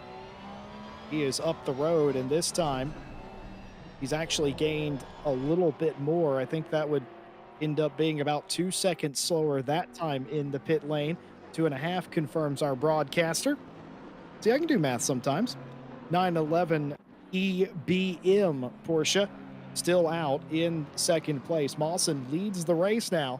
Still yet to do their final pit stop. Mawson, Watson, and Kierton. We haven't talked any about the 111 Lamborghini today, but Olivia Kierton in third place for the time being. Phil Large pits out of sixth place. Grim Lilith pits out of the seventh place spot, and almost everybody very quickly has done their final stop. What happened? Oh.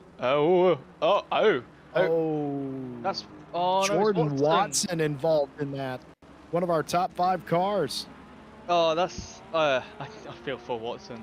He's just been so quiet this whole race, and that he was just a passenger in that, Jesse. You know, you were not going to expect a car just to come flying across your front there. Absolute bystander was Watson there. Yeah, he's going to have some damage on that, so he's still got his pit. I would say not repair it. It didn't look too heavy, so I think if the car feels good, I think you can get another lap or two and see how it feels. Just don't repair it, just go out. You know, you'll have 20 minutes left of this race. It shouldn't be too bad. I hope it's not too bad, because you know, it wasn't his fault. But we'll have to wait and see. We have 5 minutes 20 seconds on the pit window left, which is about what? Oh, Kira! That was a I thought they were gone in the grass. What happened here? Not the curb, not the just oversteered. There's just some oversteer there, Jesse. That was a bit violent, but they saved that. Yeah, so about 3 laps left until you really need to serve them. We've got 4 drivers still left to do. Mawson, Watson, Huell, who's now is pitted, and Coupland in AM class that still needs to beat their mandatory pit. Well, Mawson must be sitting in the 101 car with their head tucked down for aerodynamics, of course, saying, I am speed over and over again, because they need to make up a little bit of time here at least if they want this overcut to work. Jordan Watson in the lane to the attention of his crew. Final stop for him. Only 2 cars now that have not completed their final stop. The leader of the race, Mawson, and 15th place Coupland are the only 2 cars now who have yet to complete their stop. LaValle losing 2.5 seconds in pit lane again, 4.5 back. LaValle did start to catch Foch a little bit in that run, but is 24 minutes at this point. Is that enough to catch him? I don't know. Foch has been so consistent. He's been so good. And what will Mawson do? He's not coming down again. Yeah, now, Stewie, our broadcaster, has said to us that if Mawson doesn't pit soon, he's going to lose a hell of a lot of time. So, you know, Stewie is not an amateur racer. He's pretty on a professional level. He's a fast guy and knows what he's doing. He is a Porsche expert. You give him a Porsche and he'll send it around the track as fast as he can. He'll be fast. So he's saying Mawson is gonna lose a lot of time if he keeps going, and yeah, I do believe that, with probably tyres not helping. So he couldn't. He has to be in this lap, Jesse. I don't see him going for another one. He can make another. He can make another lap. I would believe halfway around the course, just over halfway around the course. So he can make another one, but I don't think I'd recommend it. I think I'd just come in and get those fresh rubbers on, because you still got to warm them up for a lap. Just have to see. I don't know what's going through Mawson's head, but we see Ashley Coupland They are in the pit in the AM class, so it's literally Mawson is the last one to pit, and they are coming up to the final corner now. We know it's the Ryan Gill Grave, so have to see who Not comes sure in. you can, not sure you can say that out loud. No, I don't think I can say that out loud. I just realised, is he? He is in the pit. There you go. I'll have you know, Ryan Cool. Gill is alive. I spoke to him today. He walked away from that crash with Ted Edwards here in Goddard's corner. I assure you that he was mad, but he walked away from that crash. Ryan Mawson in the pit lane for the final time of the season. In fact, the final car to pit. Coupland also in. Samir Foch now through the Fogarty S's, through the Melbourne hairpin. And this is going to have to be, for Ryan Mawson, some sort of magic to get him out in front of Foch. He might stand a chance to be in front of LaValle if Mawson is able to pull off a half-decent stop. Keep in mind, LaValle's was a little bit slow. It was slow on the first one. Dropped. It was slightly slow on the second one. Ryan Mawson coming out of the pit lane. I don't think he's going to beat Foch out. Certainly not. Foch comes through. LaValle is going to come out as well. But where is Mawson? Mawson's in front of them. Ryan Mawson has got in front of LaValle. The question now, can Ryan Mawson catch Samir Foch? Can LaValle continue to claw the gap back down? How's this all going to play out? Will anybody rival Samir Foch, who's been on a tear here today? Jesse, I can tell you for one thing, Mawson has the fastest pit stop today, 56.994. That is 3 seconds faster than LaValle. That is where he has gained that time. That is an amazing stop by Mawson. That must have been bang on in the box, straight up, tyres off, fuel in, tyres on, down, and away he goes. Unfortunately, he didn't gain that much time on Foch. So we just have to see. He's 4.5 seconds, which is a pretty big gap to Foch. I don't think Mawson can make it now. 20 minutes left. He's going to have to lose at least half a second a lap to even be in a chance of fighting with the other M6. But he's got LaValle on his tail, and it's not for class, but it's for overall position. You know, LaValle wants to get second. You know, he doesn't want a silver finish in front of them. It's going to be so much pressure on Mawson here as the pit window closes with 20 minutes left to go. Can LaValle make it past the M6? And you see, look at that speed on the straight compared to the Porsche. But in the corners, this is where the Porsche will just gain so much time on this M6. And see that Mawson actually got away a little bit there. So LaValle might be struggling a little bit on these fresh tyres, but yeah, it's this is heating up here, Jesse. Battle for second overall. It sure is. Mawson's going to have to get away. A little bit of a twitch from LaValle. That's just Porsche things. It happens some of the time. Jason LaValle's not going to lose the car like that. Very quick-handed and catches it. But watch this on the straight. You're going to see a BMW disappear off into the distance before we get to the S's. 4.4 seconds is the gap between Foch, the leader, and Mawson in second place. Mawson has if it means anything, has the newest tires of anybody in this field right now. So will that matter here in the closing moments of the race? It might not mean much now, but we get under 10 minutes. Could that mean something? We'll have to see. Mawson's now, though, trying to keep LaValle behind them. That Porsche, so good in the twisties, in the corners, but the opposite is true on every straight around Donington Park. What a finale. Been like this all season. We hope that you've been with us because it's just been that kind of season. Season 9 has been electric. We've had surprise winners. We've had strategy throughout tonight. Absolutely no different than that. Mawson converting his 2 pit stops into at least 1 positive position. Once again, on the phenomenon known as the overcut. I can't explain, and I don't think anybody can explain why the overcut since 1.8 has worked so well for everybody. The undercut used to be favored. You always wanted to be the first down pit lane. Now, for whatever reason, the overcut has worked tremendously for a lot of drivers. Lawson, just the latest on that list, converting it to one spot. Unfortunately for Ryan, though, Silva is still third in class. No threat behind him either. Phil Large nearly 10 seconds behind. Thiago Silva looks like your champion-elect in the Silva class. I think the overcut works so well here, or anywhere really, is the tires just like wear out so quickly now, and they hit the drop-off point, and that's when they get a little bit like squirmy, wiggly. You know, the rear end doesn't feel great, front end gets a bit of oversteer, and I think that's what has happened with the 1.8. Whereas before, you could just go on them for ages. It didn't really matter, but now I know from driving the Ferrari Challenge, it eats through tires, that thing, because of all that power. But yeah, I killed my tires around Paul Ricard pretty badly. They felt fine, but I know my tires were like getting a second slower, you know, every lap and that.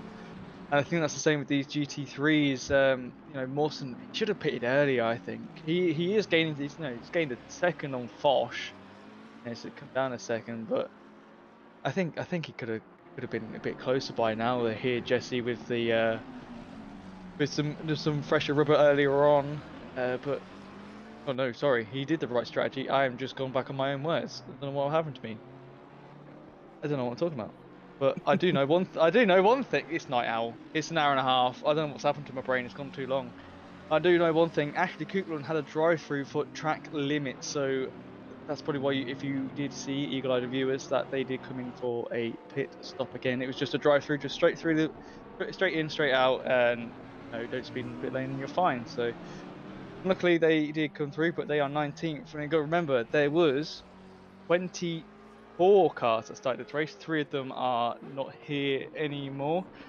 Theo Anton obviously had issues with their brake. It was only doing 80%. Yeah, Daniel's gone. I'm not sure why the 999 Daniel Groove is gone. And also the number 7 Sierra Thomas. I'm not too sure on that one. Well, folks, we've had high drama, and we're going to continue to do so. I have been doing the maths. As you might often expect, Ryan Mawson is chewing into Samir Foch's lead. It was 4.4. It's 2.9. At the best of times, it's nearly a second. At the worst of times, it's only a few tenths, but it's never a negative delta for Ryan Mawson. He's catching Samir Foch, and as you might expect, I have done the calculation. He can get there, but he's going to have to keep up the pace. In fact, he lost a bit there, and he cannot afford that. He's going to have to be attack, attack, attack to the end of this race. Otherwise, Mawson does not stand a chance of winning this race overall. Keep in mind, we're talking about for overall here. Mawson, of course, is winning and leading in the silver class. It would be his 3rd win of the season. Mawson really doesn't care about that right now. He knows where Silva is. He knows that Silva's going to beat him in the championship. All that's left for Mawson is to try and win overall here. Yeah, Mawson won at Monza and Hungary. Obviously, you know, M6 at Monza is just going to do amazing, you know, with the speed and stuff. So very well done there. But no, his Spa was not great. His Zolder and his Snetterton weren't too great. Obviously, Snetterton, we saw he did the wrong strategy. I think he took dries and it rained. It was raining at the start, so that didn't help him. And then he took wets and then it stopped raining, or he took dries again. I can't remember, but he did the wrong strat. He did the opposite. And he was first, but he dropped back. So this will be an amazing confidence boost for him today if he gets second. If he gets first, I think he won't stop talking about it for the next few weeks here, Jesse. Well, he's got to pick up the pace here. He was less than 3 seconds behind. Now he started to lose just a little bit of time. And in fact, dead even basically through the middle sector. That's not good enough. He can ill afford to have any more sectors where he continues to lose time or even stagnate. He has to be making up about a quarter of a second a sector on Samir Foch to make it a reality. And I don't know if that was traffic why Foch lost nearly half the lead he had, or maybe was just saving a little bit of fuel saw that Mawson might be coming a little bit, turned up the fuel either way. There's probably traffic, mind you, but either way, that has certainly slowed down the pace of the progress of Mawson. And also, the third thing that we should consider is Tyler Jason LaValle in third place has taken the Speed Juice Fastest Lap of the Race award, and he's tracked Mawson back down now under a second. 200ths of a second. That's close for a fastest lap. Well done to LaValle on that one. Taking away some points, you know, every point counts. And on the outside here, you don't see that every day. These are the next two that are fighting for position, not for class, but for position. Everyone else is, you know, bouncing around in a few seconds or so. I'll see Damian Lowe is actually 9/10ths away from Peter in the 50, so that's a M4 and M4 action at the back in the AM class. So there is 3 fights going on here. Obviously, this one and I was about to say these two were close, but I think I'll curse it again, Jesse. What happened to the Portuguese driver Miguel Martins? Just hit the curbs awkwardly, bounced it off the curbs with the back of the car. Man, if they thought the Miami Grand Prix was bumpy, they should get a load of that. I wonder what I'd like to see the inside of that, because what I think is, again, like we've seen before, that back right wheel must have hit that little dip in the corner there, and it's just unsettled the rear suspension and anti-roll, and yeah, it's just bouncing, and anywhere you're going to go is off track. But you know, they kept that car going rather than hitting the wall. They saved it and put it back on track. You know, you lost a position, but still got 11 minutes left. You can chase that back down and have a good fight. So Miguel has a bit of work on his hands, but yeah, I think he can do it in the Audi. Well, they want me.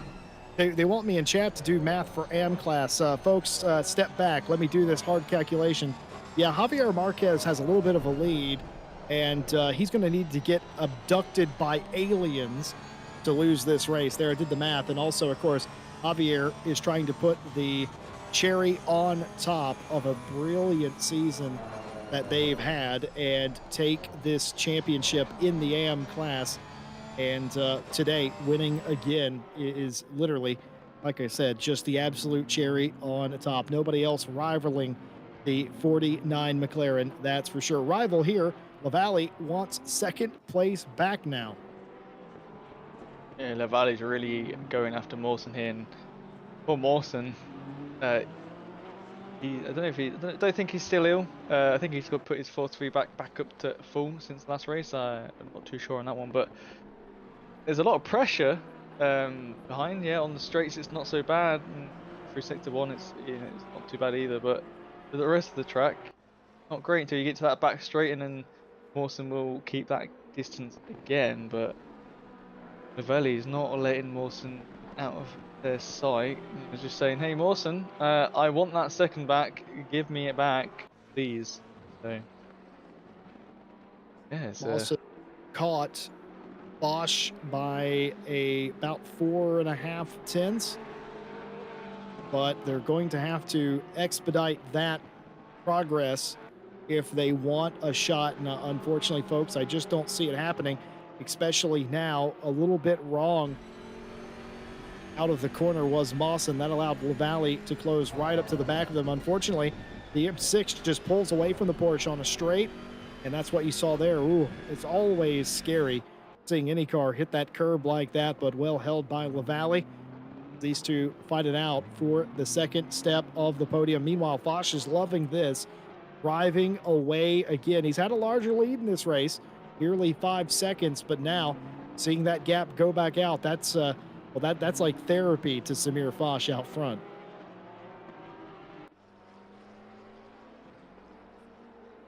Final 8 minutes of the race, just about to go 10:30 a.m. The track and the weather has been perfect all weekend. 21 degrees C. The track has been progressively getting warmer throughout the morning, but that's the only update on the weather that there's been. 2 pit stops with a tire change completed for every driver thus far in the race, and it all comes down to this: the series finale, the final few minutes of the race, and indeed the season. If you missed it earlier, the announcement by Ted Edwards, my broadcast partner. That signups for season 10 of Night Owl were open already, and more to come this weekend.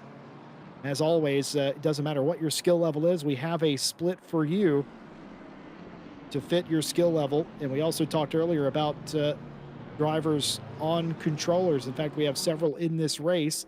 You wouldn't really know that, would you? Because they're in amongst the rest of the wheel users.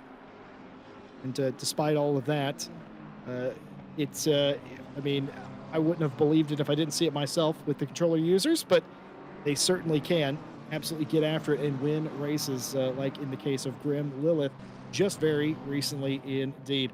Mawson has pulled away from LaValle a little bit. LaValle still has the Speedy's fastest lap of the race, but has now lost a little bit of time to Mawson. But this is the man they're all chasing, Samir Foch. And you start to wonder, Ted, what might have been if the season would have been a little bit kinder to Samir Foch. Yeah, I think Foch should have walked away with this easily, but he's just not. It's not had amazing races all the time. You know, Mawson's had 2 wins. I don't know what Foch has. I can have a look real quick, but yeah, I think Foch could have walked away with this easily. Saying about Mawson, he's just at his fastest lap, 26.5, still a 10th off fastest Speedy's lap, but I think he can get it if he really goes for it. Foch has 1 win and he has a 2nd place. His first win was at Spa, his 2nd was at Hungary, so that was his 2nd place, and he's had 8th, 5th, and Zolder was a 12th, so he got no points for that one. So that's yeah, that's Foch. He's just not had a great championship this time, which is very surprising because I believe season 8 wasn't too bad. But you never know. I believe he will be in for season 10, or hopefully he for season 10. It's nice to see these drivers always join us, always see the regulars. See here Grim Lilith trying to hold off Sacheki. Pretty sure Grim wants to hold off Sacheki, you know. Pro driver holding, silver driver holding off a pro driver.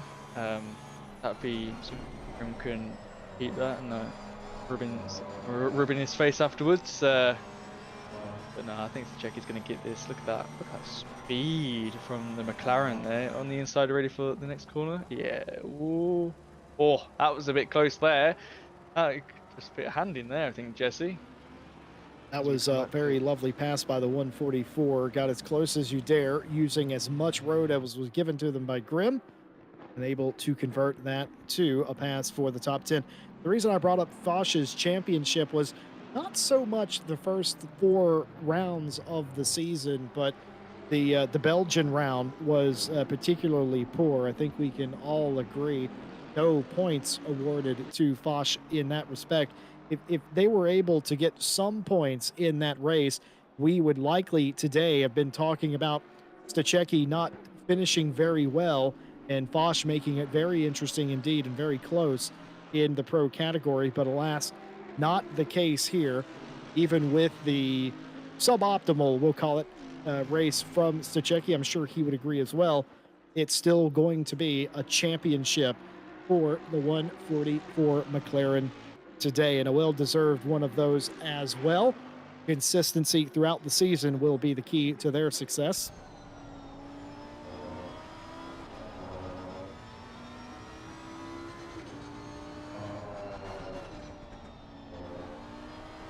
Ryan Mawson is continuing to catch Samir Foch about 2/10 in the last sector.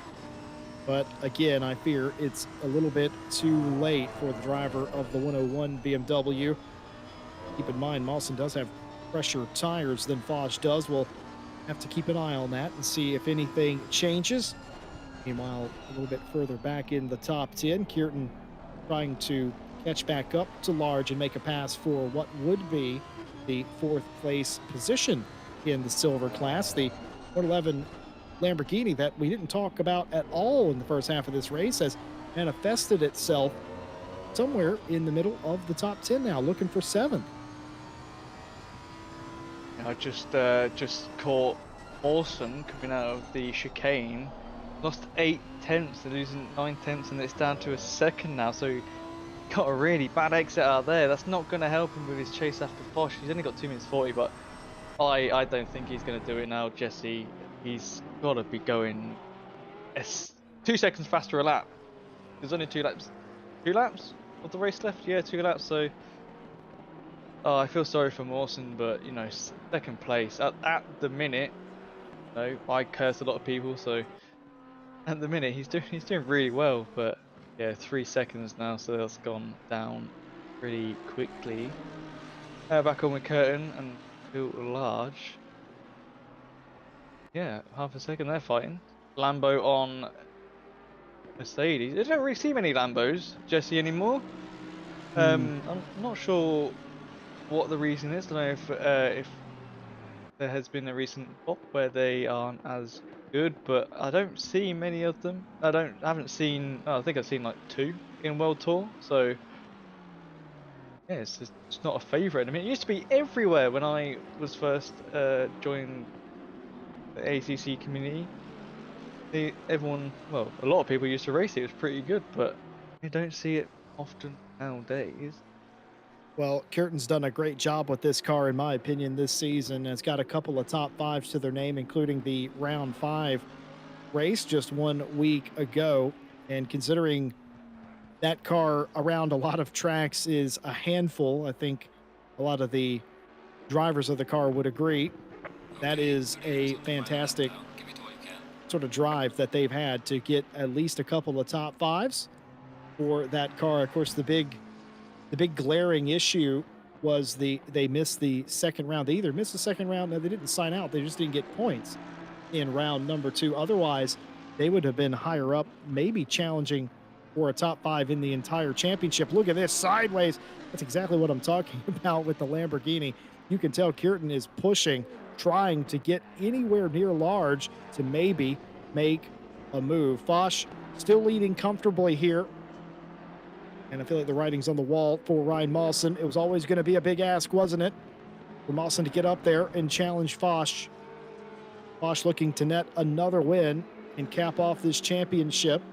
Stachecki might go on and should go on to win it all in pro, but Foch will have the bragging rights of winning the final race of the season. But certainly something left on the table. Ted, earlier you talked about it. Foch maybe coming back for season 10 to try and rectify some of the issues this season. You'd love to see it. Yeah, I love seeing drivers that we've seen before in many of the seasons come back. I know a lot of them have not come back recently, so it's a bit of a shame. Night Owl was been low for a while, and Foch taking that win. Mawson in second, Novelli in third. Very well done to all 3 drivers. Now, where is Watson? He's all the way back here. Well, it really was a tale of the top 3. Samir Foch wins another race in season 9, confirming his challenge, and an excellent job it was by Foch all the way down the line. The one race without scoring points changed everything, but it matters not. A winner today. Samir gets another one. Mawson wins in the silver class, second overall. LaValle came home in third place. Watson here in fourth. Second place in silver. Billen will take the third spot on the pro podium. Thiago Silva will come home third and win the silver championship and celebrate in the Infield Care Center. Javier Marquez. I mean, I don't know what I could say about the 49. This driver just flat dominated the AM and lower silver split. Javier Marquez wins another race and wins the championship. Yeah, very well done to them. Superb champ they've done this season. I'm hoping to see them back for next season, see if they can dominate again, see if anyone can challenge them to the title. So obviously, Christoph Stachecki has won. We knew this for some time, but Christoph Stachecki has won the Pro Championship today, despite having a less than stellar day. I'm sure they'll agree. But even so, solid, certainly inside the top 10, good enough to convert a solid season into a championship winning season. Christoph Stachecki is your pro champion for Night Owl Season 9. Well done to Christoph Stachecki.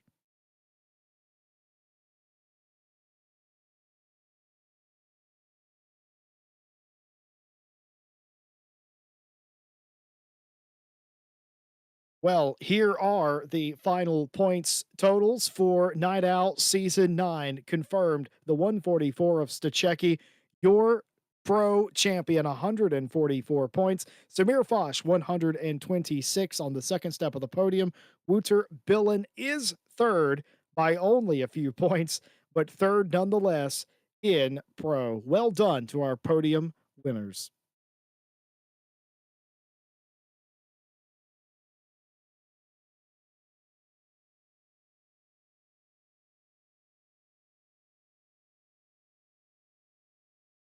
Is this real? Hold on a minute. Have I made a mistake?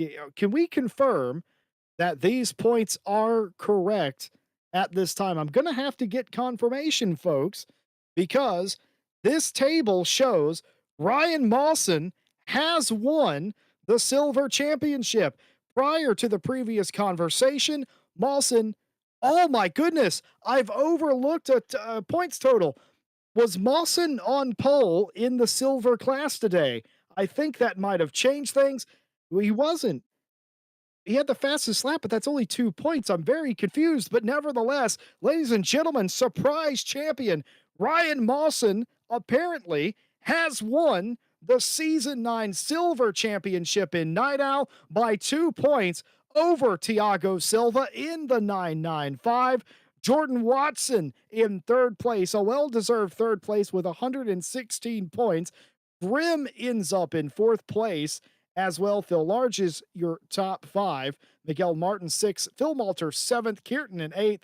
Anton 9th. And Martin Lawrence 10th. I'm reeling with that revelation. Yeah, that's come out of nowhere there, Jesse. You're never wrong on your maths, but yeah, it is correct there.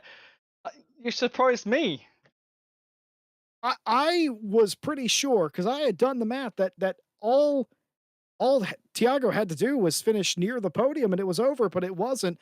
But nevertheless, let's talk about AM. Javier Marquez, no rival in the AM class this season, 163 points, another win today, and the Season 9 Night Owl AM champion. Second place, Daniel Walker with 105. It was a close fight between him and Adam Bowers, who finished third with 102 points. And of course, Peter in third or fourth place, rather, 97 points. Callum Kerrigan rounds out your top 5. Behind them, Damian Lowe, Aaron Fox, Rodrigo Santos, Stephen Clark, and Daniel Groove, the top 10. I still can't believe that 2 points decided the silver championship. My apologies to everybody watching at home. I thought I had a hand in the math.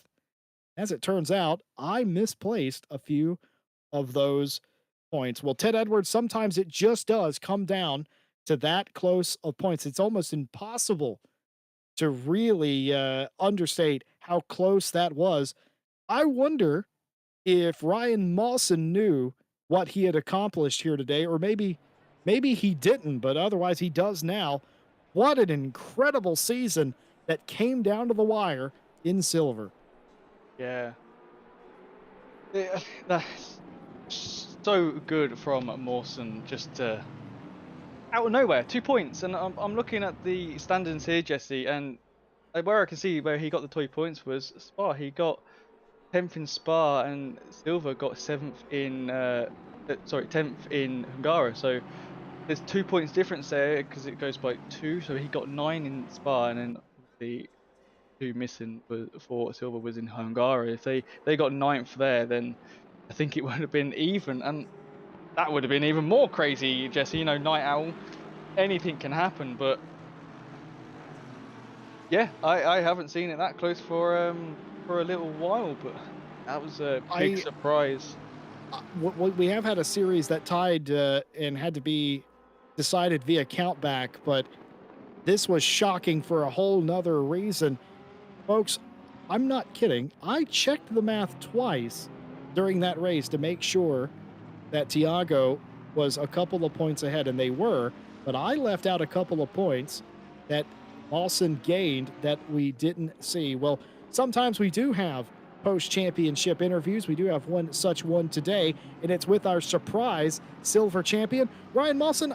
You have some crow to eat, I'm afraid. You said, what was it all week? This wasn't possible. It wasn't going to happen. Something along those lines. Shall I get you your dinner fork? Yeah. Sadly, yes. I honestly didn't think, because Tiago has been a great driver to race against all season. Very competitive, and the Aston Martin's no slouch. And well, I know the M6 is strong at Donington, 90-minute race, but unless something happens, I was literally spending most of my time not looking at the windscreen, was looking at the relative, and just looking where that 147 was, hoping that Watson would stay where he was, but there was nothing for me left to give out of this BMW. I completely wringed it dry. There was nothing left, including when you're looking out of the driver's side window a couple of times going through the chicane, because I was pushing it so hard, and you think, yes, lads, this is fine. But what I was more surprised at is I came out in front of the 911. How did that happen? Well, the 911, LaValle, for whatever reason, of the three of you, kept having slower stops. We suspect it was something to do with the strategy of that car, because it was 2 and 3 seconds that they were losing in pit lane. Either that or they were just having consistently slower stops. Also, my actual question to you is, did you know when you crossed the line that you were champion?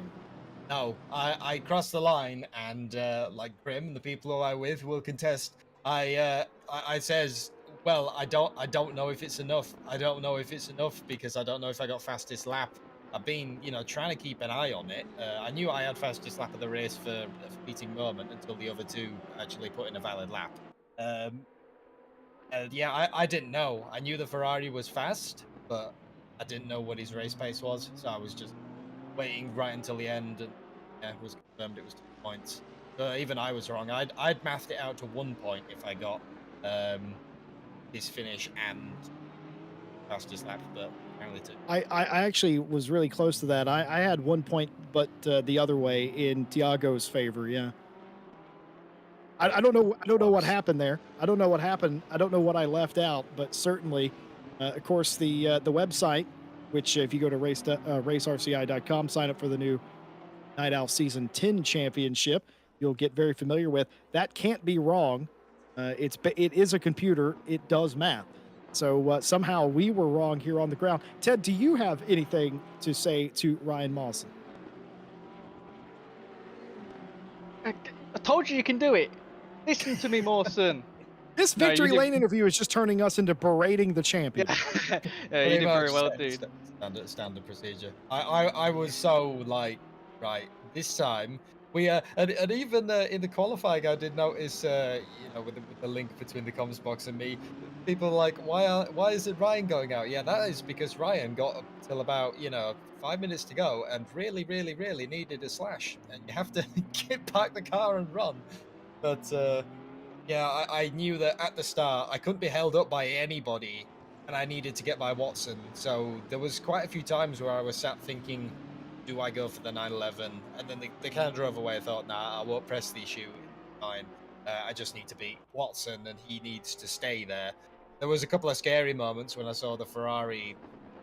It must have had issues. Then something happened, and then him and Tiago ended up right next to one another. And I'm thinking, please stay ahead for my sake. It's a bit scary having your own race, watching the other people.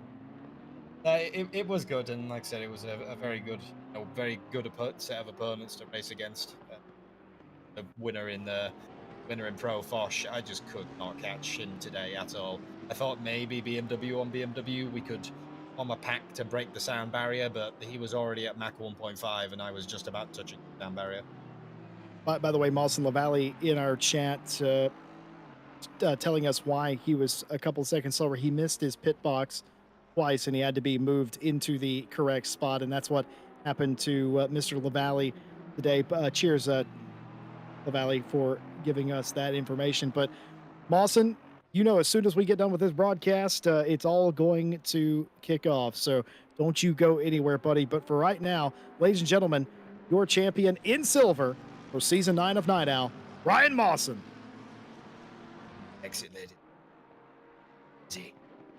Well, you will be very accustomed to Ryan Mawson. You've heard him here on RCI for quite some time. You may have also heard him at SRO and various other places as well. An accomplished driver and a broadcaster nonetheless. And Ted, he'll be with us next season as we switch off. Stewie, who's been so fantastic with our cameras all season long, he'll be jumping into Night Owl Season 10, and Ryan Mawson will be the one bringing us the pictures of the races next season. It's going to be pretty excellent. If I may say so, Mawson has set a pretty high bar for Stewie to follow. Yeah, well, Stewie, I'm expecting to be in a Porsche, you know, the Porsche Master. I wasn't expecting to be in anything else, but you never know, he might surprise me.